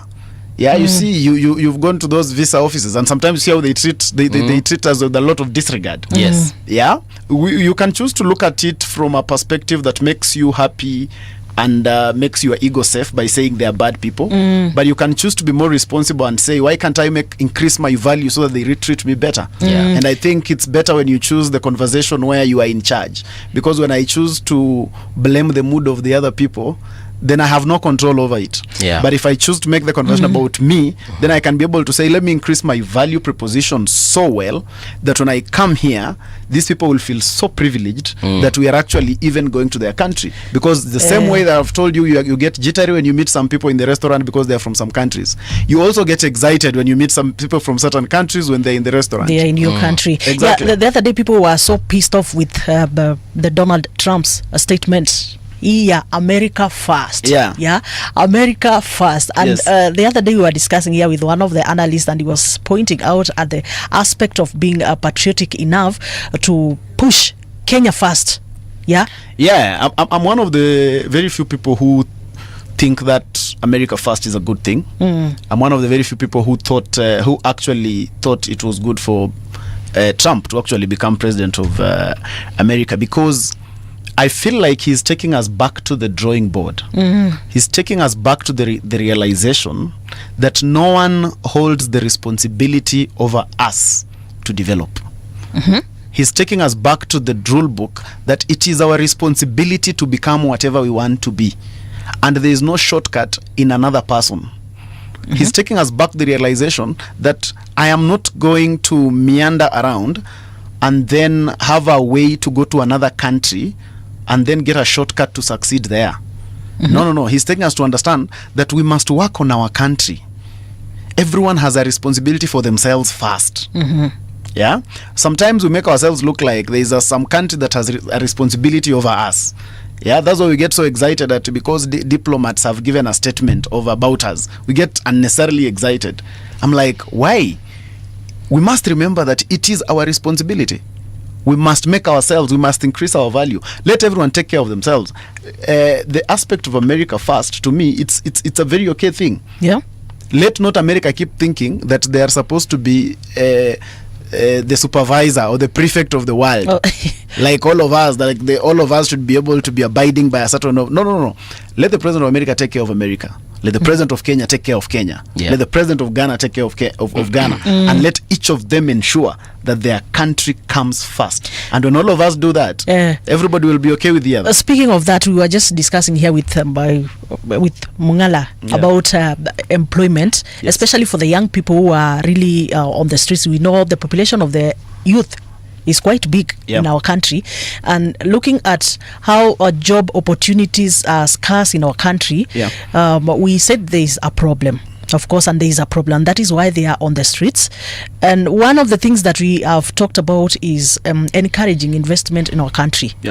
Pushing for investment in our country, and that our leadership, the leadership of this country, have a duty, a role to play to ensure that these people we are exporting, because as we speak, we have been exporting a lot of young people as labor to other countries.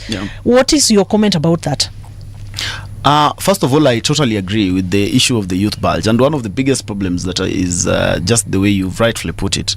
One of the biggest reasons why we are where we are today is because of youth unemployment. The youth bulge is real. Young people, I remember this is a bandwagon of young people who got free education. Then the number of people increased, and then they went to the universities. And then you know, we had this thing that we were told while growing up: go to school, you will get a good job. First of all, our education system is anchored on employment.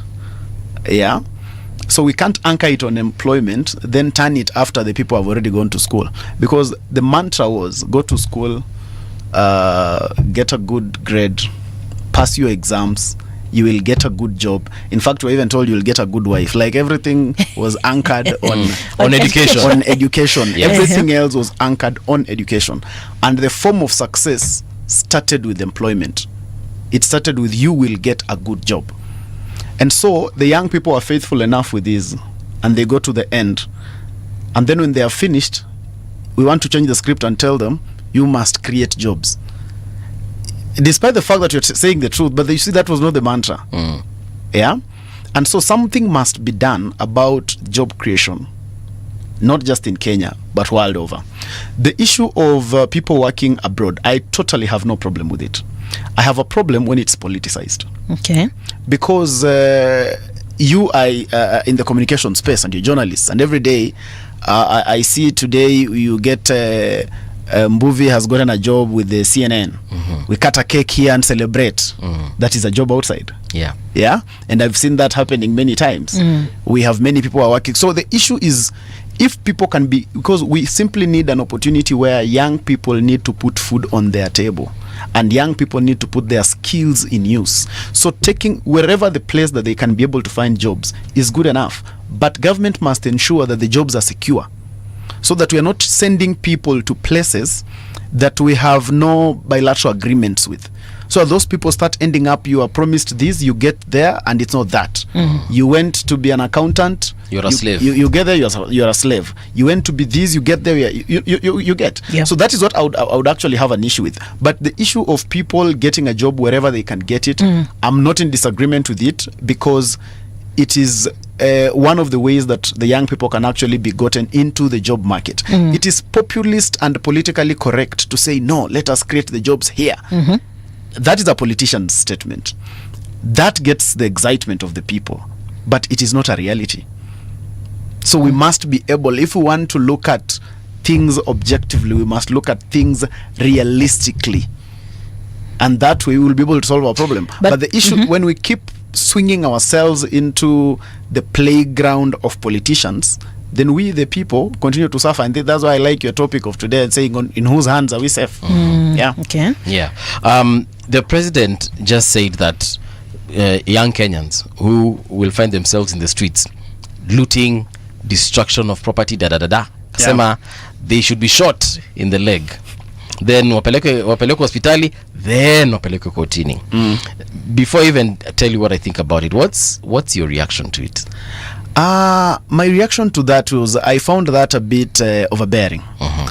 Because context, of course there will be something about context, and I also ask myself, that person who lost their business in Nyeri, that mama who lost over 250,000 million business, those people in downtown who lost their jobs, that owner of this establishment that we are in, if it gets burnt, what does that person think about that statement that the president says?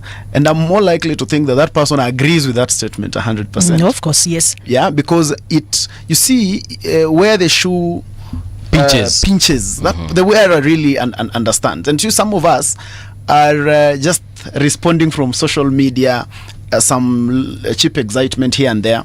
And so for me, I found the statement a bit overbearing in terms of the legal implications, because then I look at, would someone misuse that?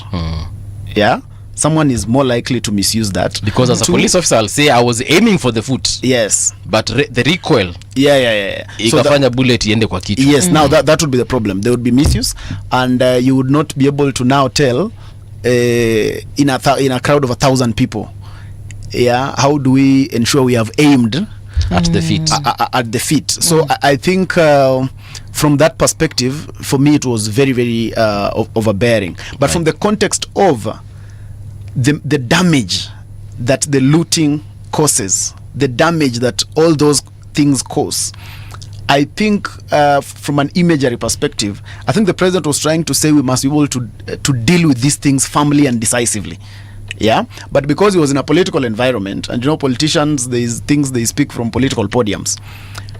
Because again, when you look at it again, you see the president does not instruct the police. The police is an independent institution. It's under the Inspector General. So be that as it may, the same way I heard Murkomen say this and say this, yes, we can have all the responses we want on it, but the truth is it has no force of law.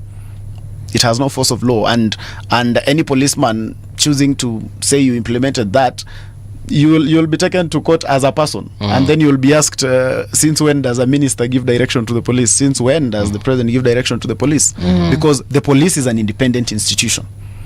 It is actually run by the Inspector General, and that's why I keep saying, for us to move forward, we must start having objective conversations. When we start having objective conversations, we'll start knowing where the problem is and how to correct it. So when we say the president is commander-in-chief of the armed forces, we are not talking about the police. No. We're talking about CDF. We're talking about the military. KDF, sorry. We're talking about the military. The military, that is where the president is the commander in chief, because he's supposed to defend our borders and all that. But when you're talking about the police, the person you meet outside there asking you for your driving license, the person who's supposed to be protecting this building, the person who's supposed to be ensuring that me and you are in our house and we are sleeping and we can be comfortable, that's an independent, we gave it to ourselves. So that's why when we become objective and start seeing these things for what they are, we will start directing our blame to the right places. So when we hear statements such as my orders came from above, yes, which above is this? The most above a police order can come from is the Inspector General. The IG. Yeah, that is the highest above there can ever be. Well, when you look at the Ministry of Interior, it does policy. Yeah, it's purely policy. It is not directive. The minister, the cabinet secretary of Interior does not instruct the Inspector General. Right. That's why when the president came in, President Ruto came in, one of the first things he did, he said that he wants to grant the police the autonomy they deserve. Yeah? And he was the first one to actually give them their budget and say, now you will not operate from State House. Yeah, there will not be this piecemeal giving of your things from the, no, you will have the autonomy as the law really requires and as the law envisions. The problem, Bovi, is sometimes we want to have our cake and eat it at the same time as a Kenyan people. Okay. Because we give ourselves a law that says this, but we only want to use the law when it's convenient to us. Because we give ourselves an independent police. But for all the ills of the police, we will still blame the president. Okay.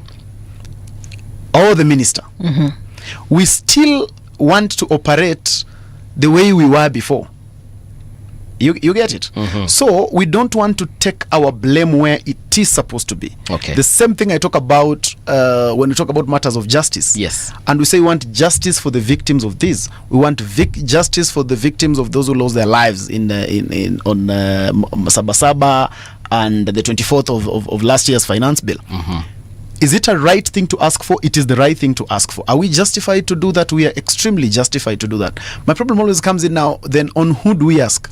Because then we ask the president on matters of justice, and we give ourselves a judiciary that is independent. On that point, yeah, if it is the independent police, the institution, that we have been telling to stop brutalizing Kenyans. So in this case, are we saying that the president is very, very, very innocent as far as that is concerned? Because when people go to the streets and they say, stop killing us, are they addressing because according to me, they've been addressing the president this entire time. All through. Yeah? So are Kenyans directing their instructions or their anger to the wrong person? If the constitution they gave themselves anything to go by, then unfortunately, yes. As unpopular as it may sound, yes, we must be able. So hii mambo yote ya kwenda kuandamana parliament, kwenda kuandamana walikuwa taka kwenda state house, sijui kama walifika. So waache kwenda huko, waende vigilance house. Is that what we're saying? Let us be able to direct our demands to the right places that we need to demand, and when that is able to be done, our results will be better. You get, for instance, when we talk about I've just given you the example of justice, I've given you the example of police brutality, I've given you the example of, now let me give you the example of youth unemployment. The youth bulges. There is something that the president is trying to do. Matters housing, the Kazi Maju and all that, because again it was in his manifesto that will be able to do this. Now there's tangibles that he is actually doing, but away from that we have something called the National Employment Authority of Kenya, right? What is the work of the National Employment Authority of Kenya? Yeah, so we must be able, I don't even know whether you are aware yourselves that there's the National Employment Authority of Kenya. Do you know the CEO of the National Employment Authority? Do you know the chairman? Do we know that there is NITA that is supposed to ensure that the young people in the universities are able to get internship programs in the country? So when we are addressing our problem, we should be able to be starting from the lowest hanging fruit and saying, the National Employment Authority, what have you guys been doing in the these years? Give us the data of last year alone. What was able to be achieved, so that we're able to see whether there is progress. When we do that, we will put the right people on toes. But when we lump every problem on the president, then we create some people who just lazily sit in their offices. They know that there's no heat on them anyway. They know for everything you guys will blame who? The president. You will just blame the president. So and people just sit pretty in their offices, and that's why it's very, very important for us to have a strategy. When we have a strategy, we know we are going to do 1, 2, 3, and we are going to demand these from this person and this person and this person. That way we get more objective results. Like you see, when we were talking about the finance bill last year, and the people went to parliament, because it is parliament that passes the bill. That was objective. And that's why you are able to have tangibles and say, you know what, now this has been able to be done away with. Like now there can be something tangible. But when we are too general about everything, then at the end of the day we become, yes, we increase the noise, but we don't necessarily increase the objectivity, and we don't actually get solutions. Even before you ask your question, nimeanza kupata headache. Let's do traffic, then when we return, go ahead. Yes, when we return, I have questions for politicians. Okay, niko na maswali for politicians, because I have just realized tunabebwa malenge. Traffic. Haya, barabara zinakaa namna hii if you're around this place called Bunyala roundabout, it's bumper to bumper, but the entire road, we're talking about Uru Highway, is clear for you to move in whatever direction. The only traffic you will encounter is at the roundabout. Haya, kama unataka kupitia Haile Selassie Avenue and you want to join Uhuru Highway, you are safe. You can go in whichever direction you want. However, if you're coming from Ngong Road trying to join Haile Selassie, there's a problem there. Same to Kenyatta Avenue. There's traffic from GPO as you're heading onto Uhuru Highway, but after that, hamna shida yoyote. You guys can't complain for whatever reason. Wayakiwe is Nyue at this particular hour. Basically, most of the roads, Mungala, they are quite okay, except with the respect we have for the traffic lights. Right. Ukifika kwa mataa, of course, tunapata kila kitu ina slow down, because also Jogoo Road are quite okay, except ukienda kuingia town. Thika Road the same, quite okay, except ukija kufika maeneo ya Ngara pale hivi. All the way to Mombasa, watu wa lights Kengeleni, hiyo sehemu pia kwa sasa it's quite okay for now. Kule ferry pia naambiwa everything is quite okay. All right, do stand by, because the conversation here has just switched gears. I think now we're on gear 3. Nona, before the end of this day, we shall be on gear 5. Sure. Traffic on Radio Generation. This is Radio Generation. Tuzungumze kwa hekima na heshima, tutulize nafsi, tupeane busara, tuwe na mazungumzo ya kujenga, tuelewane mimi na wewe, tusipoziba ufa tutajenga ukuta.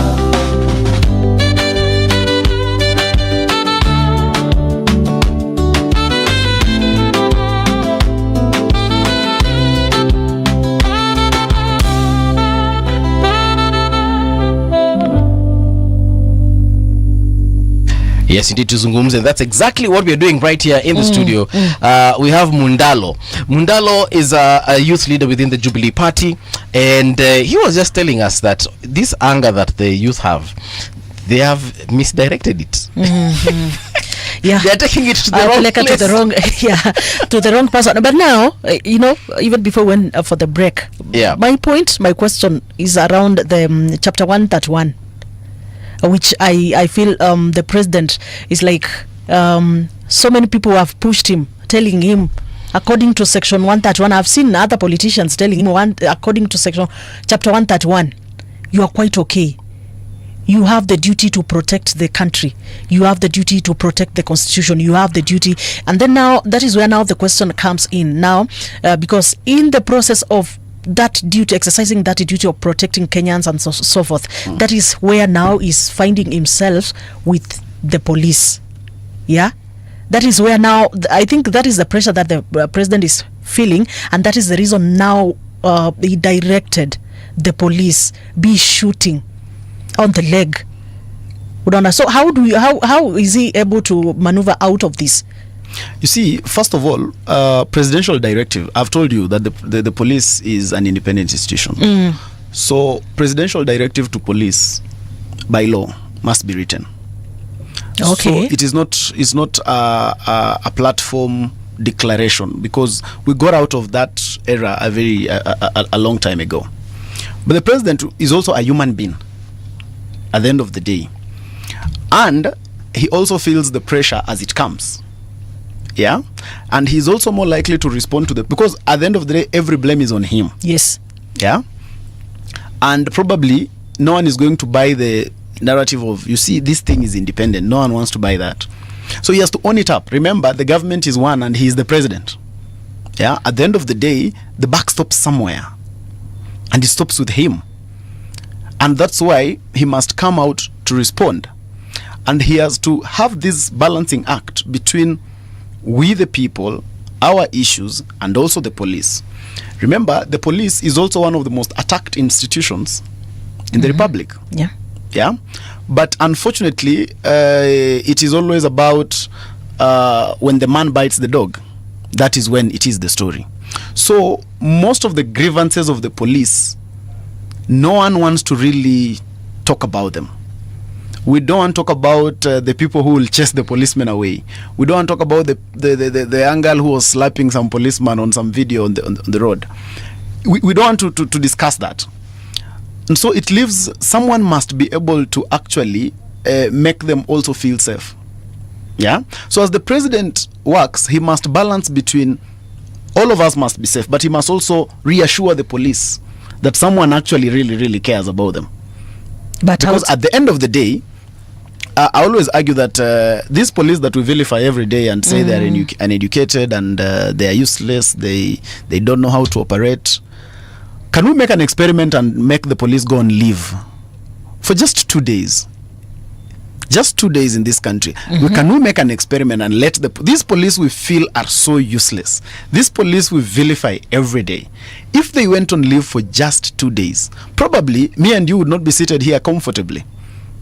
So someone has to, that's why I keep insisting that for us to move forward, let us address the challenge from both ends, and let us be able to reason and stay in someone else's shoe. That way we will be able to know how it pinches, and we'll be able to get objective solutions. Otherwise, we will turn the country into an activism state, an activist state, where nobody wants to really reason. We only want to use our emotions to do each and every decision that we make. And that's why when you look at, for instance, right now, we are saying, people are saying, you know what, we don't want the president. There's an array of options. People have brought themselves up. If we want to really move forward as a country and see in whose hands are we safe, then can we be able to start analyzing one after the other, away from being politically excited, away from sloganeering. Yeah, because today in Mbuvi, if you go to, I don't know which one is your village. Yes, Kitui. In Kitui, it's probably possible that today you just go there, then you say one term, you repeat that 5 times, and get some DCP or wiper ticket, then you get elected. Right. Now, does that make you a proper leader? So for us to be able to move forward, we must be able to say, this array of options that we have, and I've kept pushing the young people and saying, can we start analyzing and saying, this person, can this person really lead? Why? Then this next person, then this next person, then this next person. So that at the end of the day, we are making an objective decision. The reason we are here today as a country is because since independence, our vote has always been based on emotions. And that's why, as we said last time I was here, and that's the reason why every time we have a former president, he's better than the current president. Why? Because all the time we choose our leaders not on the basis of what they can do, not on the basis of what the gravitas of their potential to lead, but just on the basis of some flimsy reasons, slogans, emotions, and then we get ourselves people. And that's why 2-3 months later, we again start crying and saying those are not the people we wanted. But again, when we were choosing them, That's why my answer to the news on your poster is like the country is only safe in the hands of Kenyans. Yeah. Okay. It's only in the hands of Kenyans. And how can it be that? Is only when the Kenyans start being objective.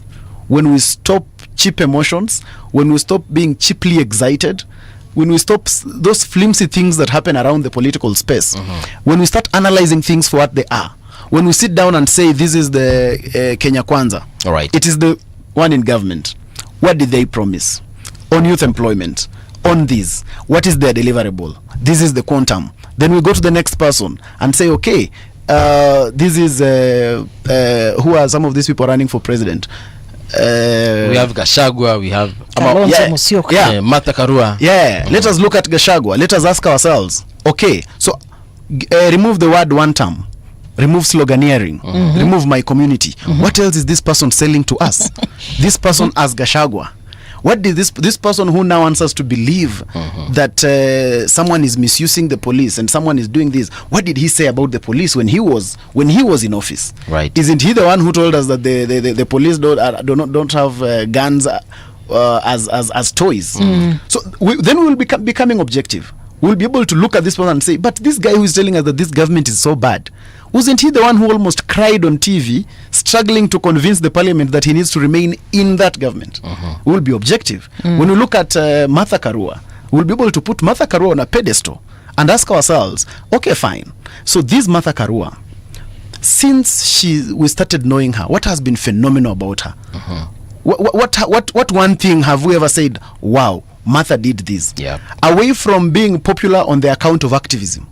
Because you can't become president on the account of you walked out of President Moi. You see, that's the one thing we keep praising a lot, that you see Martha walked out of President Moi. So is that a qualification really to be president? Let us look at Martha is a leader of a party today. How is the party doing? Yeah, is it doing better? Is it okay? What was she when she was Minister of Justice? When she was President Kibaki's chief campaigner and the Kenyans went to the streets in 2007, what did she say? Wasn't she the one who ensured that Kibaki was sworn in at night? Wasn't she the one who told us that once a president is sworn in, you can do nothing about it? So then we'll be becoming objective. We'll be able to look at Maraga, for instance. I've seen Maraga put himself on the line as well. We must be able to ask ourselves, so what do we think Maraga has done that makes us think he can actually be president? Because are we going to sit back and say the only qualification you have of being president is because you annulled an election? Just because you annulled an election before, so suddenly you have the potential to be a president. Now you are a chief justice. We must be able to look ourselves in the eye and tell ourselves, what is the work of the judiciary? Today we have so many cases that are stalling in the courts. People are struggling with cases of land for over 30 years, for over all this time. So when you were Chief Justice as Maraga, how did you expedite the cases? Did we find justice in a quicker manner? Did we have a better arrangement of the court system? What did the magistrates have better autonomy? Were we able to actually access justice timely and very fast? What was your legacy? Otherwise, if we do not have these honest conversations moving, we'll keep having these conversations that we keep, I call them lazy arguments of saying, Ati, we didn't know. You hear that is the argument people talk about when you ask them, but you guys voted for the president. They say we didn't know. How didn't you know? We had time to ask ourselves. We had time to actually analyze. Still on matters judiciary.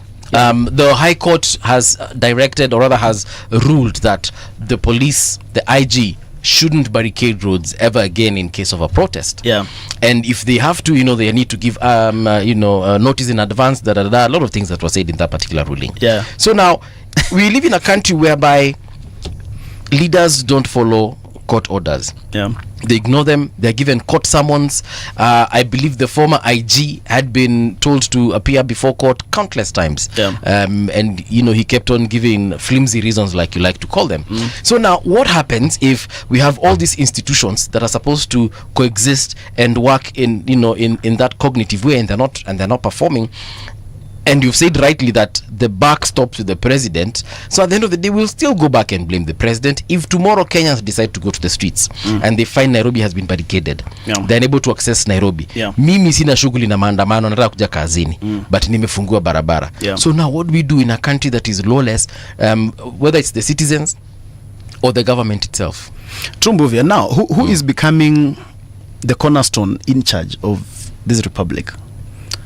Whereas I have a lot of respect for the judiciary, I also keep reminding us that just like every other institution, we think that we can always criticize everyone else except the judiciary.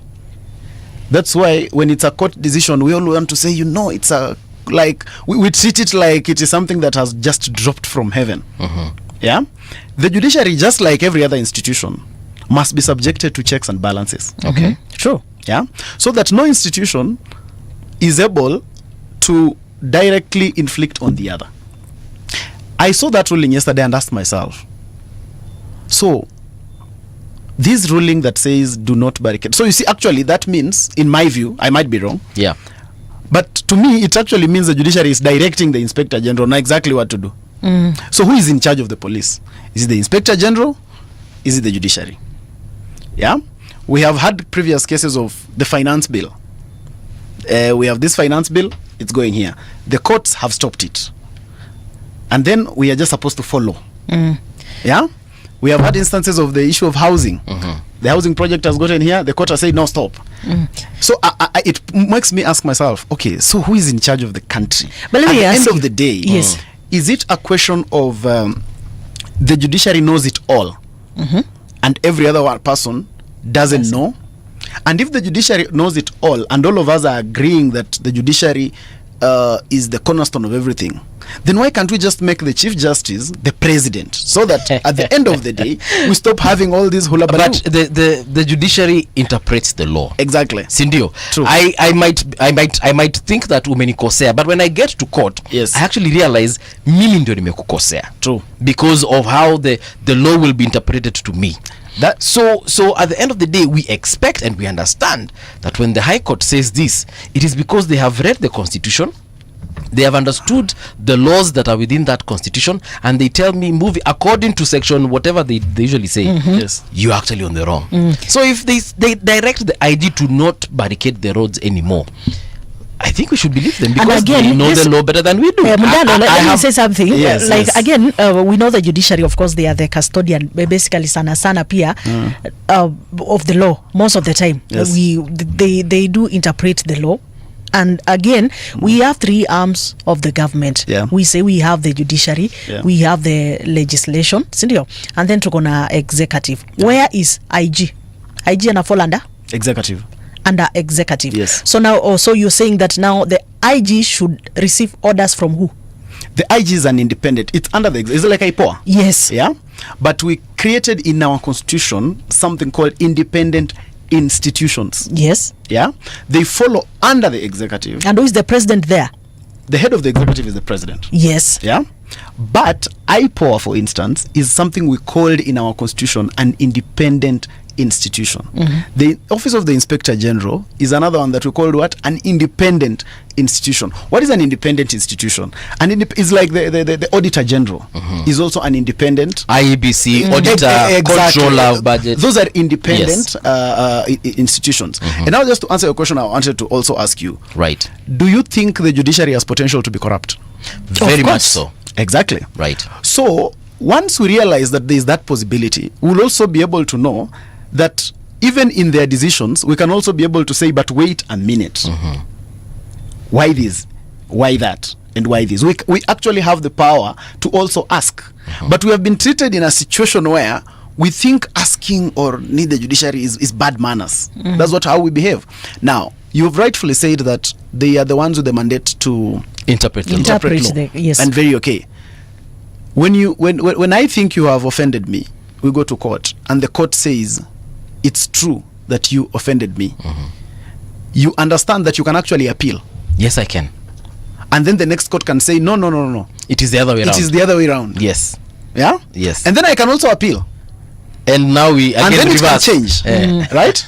We in the Jubilee Party, right? Today we have a quagmire. And I told Edna today when making the post, I'll avoid the issues of Jubilee because it's a court issue right now. Our Secretary General has changed almost 3 times in the same courts, same law, same constitution, same judge. Yeah, same judge or different judges? No. We just change. This happens in the. That's why now there's the appeal. You come from the High Court, you move to the other court, you move to the PPDT, but it's the same judiciary. Okay. You get? Right. So we must be able to ask ourselves the fundamental questions and ask ourselves, okay, then what exactly does the law say? Because we have had instances where you have been told this is unconstitutional. Then it moves to the next court. And the next court says, no, it is constitutional. It is constitutional. And then the other one now moves to the other one. And then, so again, it becomes a question of, do you have enough potential financially to keep your case moving? Meaning, the ordinary mwananchi who has no potential to appeal cases and move them will always go by the first judgment, right? Then, if that person will always just go by the first judgment, my question is, did they receive justice or were they poor? Because if there is a combination of both, if there was the potential, and sometimes it's because they are poor, because they cannot. If there was the potential, Yes. that the decision might have changed. Yeah, but the only issue you had is that now you did not have the power to move. Right. Look at people like the people who really uphold the court process, like Honorable Martha Karua. When Martha Karua lost elections, yeah, the will of the people, this will of the people that she keeps telling the President Ruto to observe. Yes. Martha Karua lost the election, she went to court. Yeah? Yes. The court said, you lost. Okay. She appealed. She went to the next. The next said, you lost. She still moved. She went all the way to the East African court. And this and the result was the same. Yes. You can look at it differently. One person can choose to say she really believes in the rule of law. That's why she moved across all the channels. Another person would say she has trust issues because you've been told this twice. You are still insisting that no, it doesn't. So it begs the question, what about the other common person who doesn't have all this capability? And that's where my question with the judiciary is that the judiciary must also be called out like every other institution. And that's what I'm saying. We must keep directing our rage. Is most of the rage of the young people justified? Very justified. Yeah? But my issue is we need to make it have every particular direction. We're able to say this one is about this, this one is about this. You see the way the media always knows where to direct their anger. Yeah? What do you mean by that? Let me explain. The other day when there was switching off of the station. Switching off. Did you see the media call out Ruto? Did you see the media call out the president? They went directly for the communications authority. Exactly. Because it is the communications authority that gave the order. Exactly. Yes. It is being particular with our issues. So that is where the issue is. When we become particular with our issues, we will get better as a country. We will have better conversations. We will be able to look at everyone in the eye and tell them, this is what we expect of you. This is what you have actually not done. This is what we sent you to do. This is what you have actually not done. When we don't do that, and I can assure you, I serve in the political space, and one thing I can assure about the political space is that 90% of people in politics don't want a reasoning population. They don't want a reasoning population. Right. And that's because why held to account. Because when the population starts reasoning, most of them will actually even go home. Because today, some people are extremely popular. Why? Because you don't reason. They are extremely popular. Yes. And that's why every time you keep pushing them and saying, no, we want to know what you will do, they say, no, Kenyans have refused. Yeah. The only thing Kenyans want right now is one term. That's the only thing that Kenyans want. And then you buy the argument. Yeah.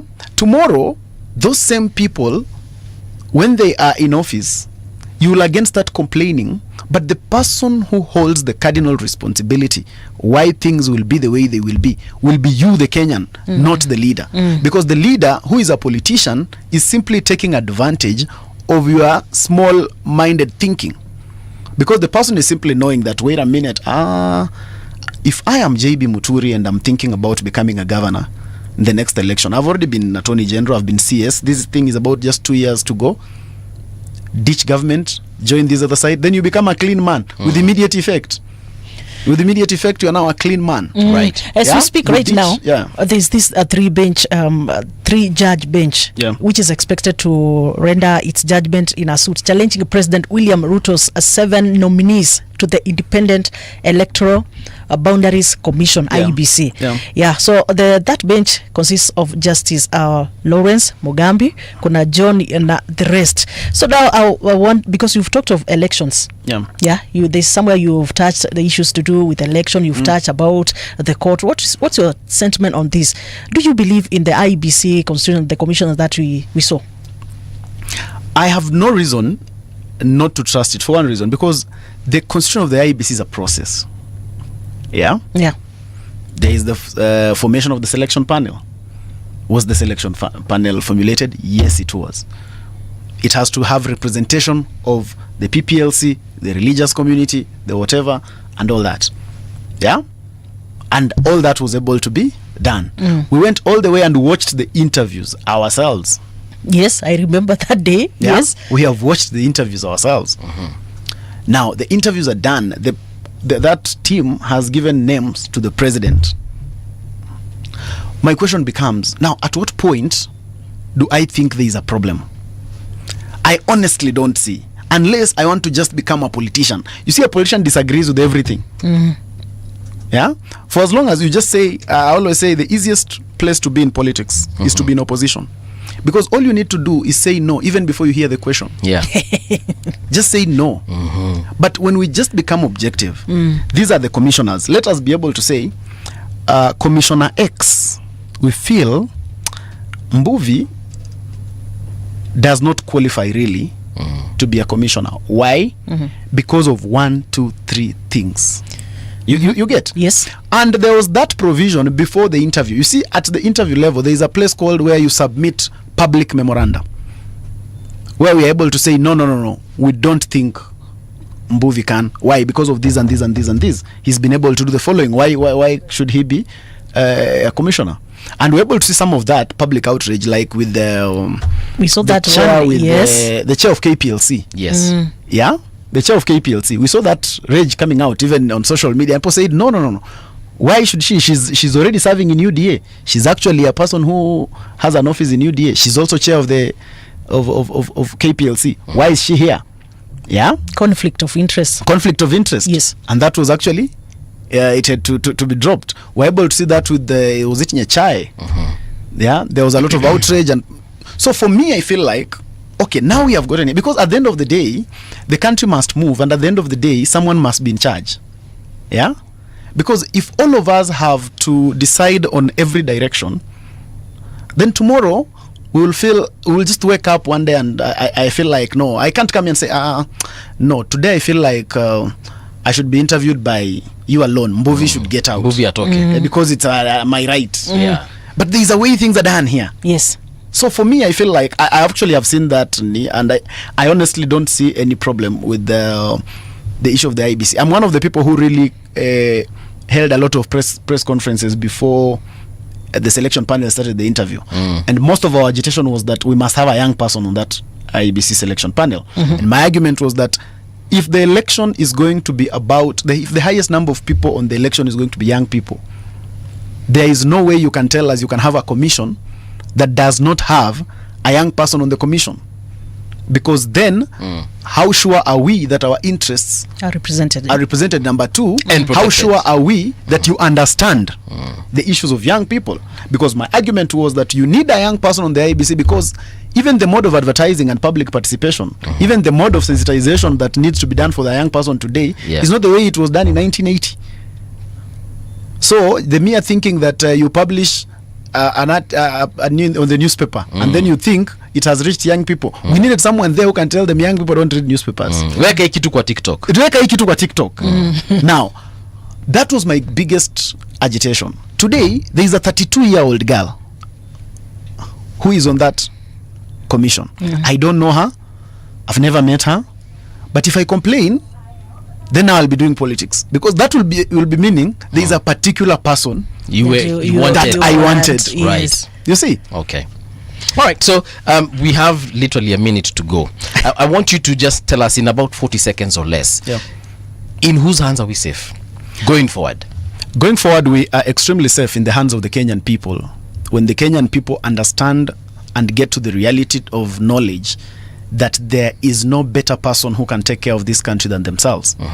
And it can only be done when they choose to be objective and reasonable, and start seeing facts for what they are. Yes. For every person, for every problem out there, let us not just talk about the problem. Let us also analyze the solution and get to know where exactly does the solution come from. And for every person coming out there to purport to want to lead you, yes, have them on a threshold, able to check and be able to say, why exactly do I think Mundalo can actually deserve to be the senator of Bungoma? All right.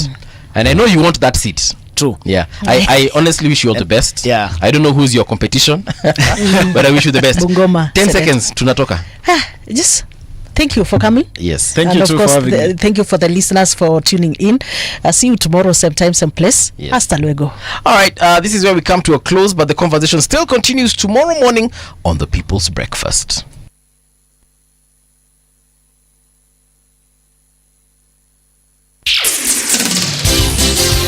It's 10 o'clock. Radio generation, the sound is fine. Pump it up, turn it high all the time. Let the music move you, let's sway. Radio G's got your jam all day. Radio Generation, the home of urban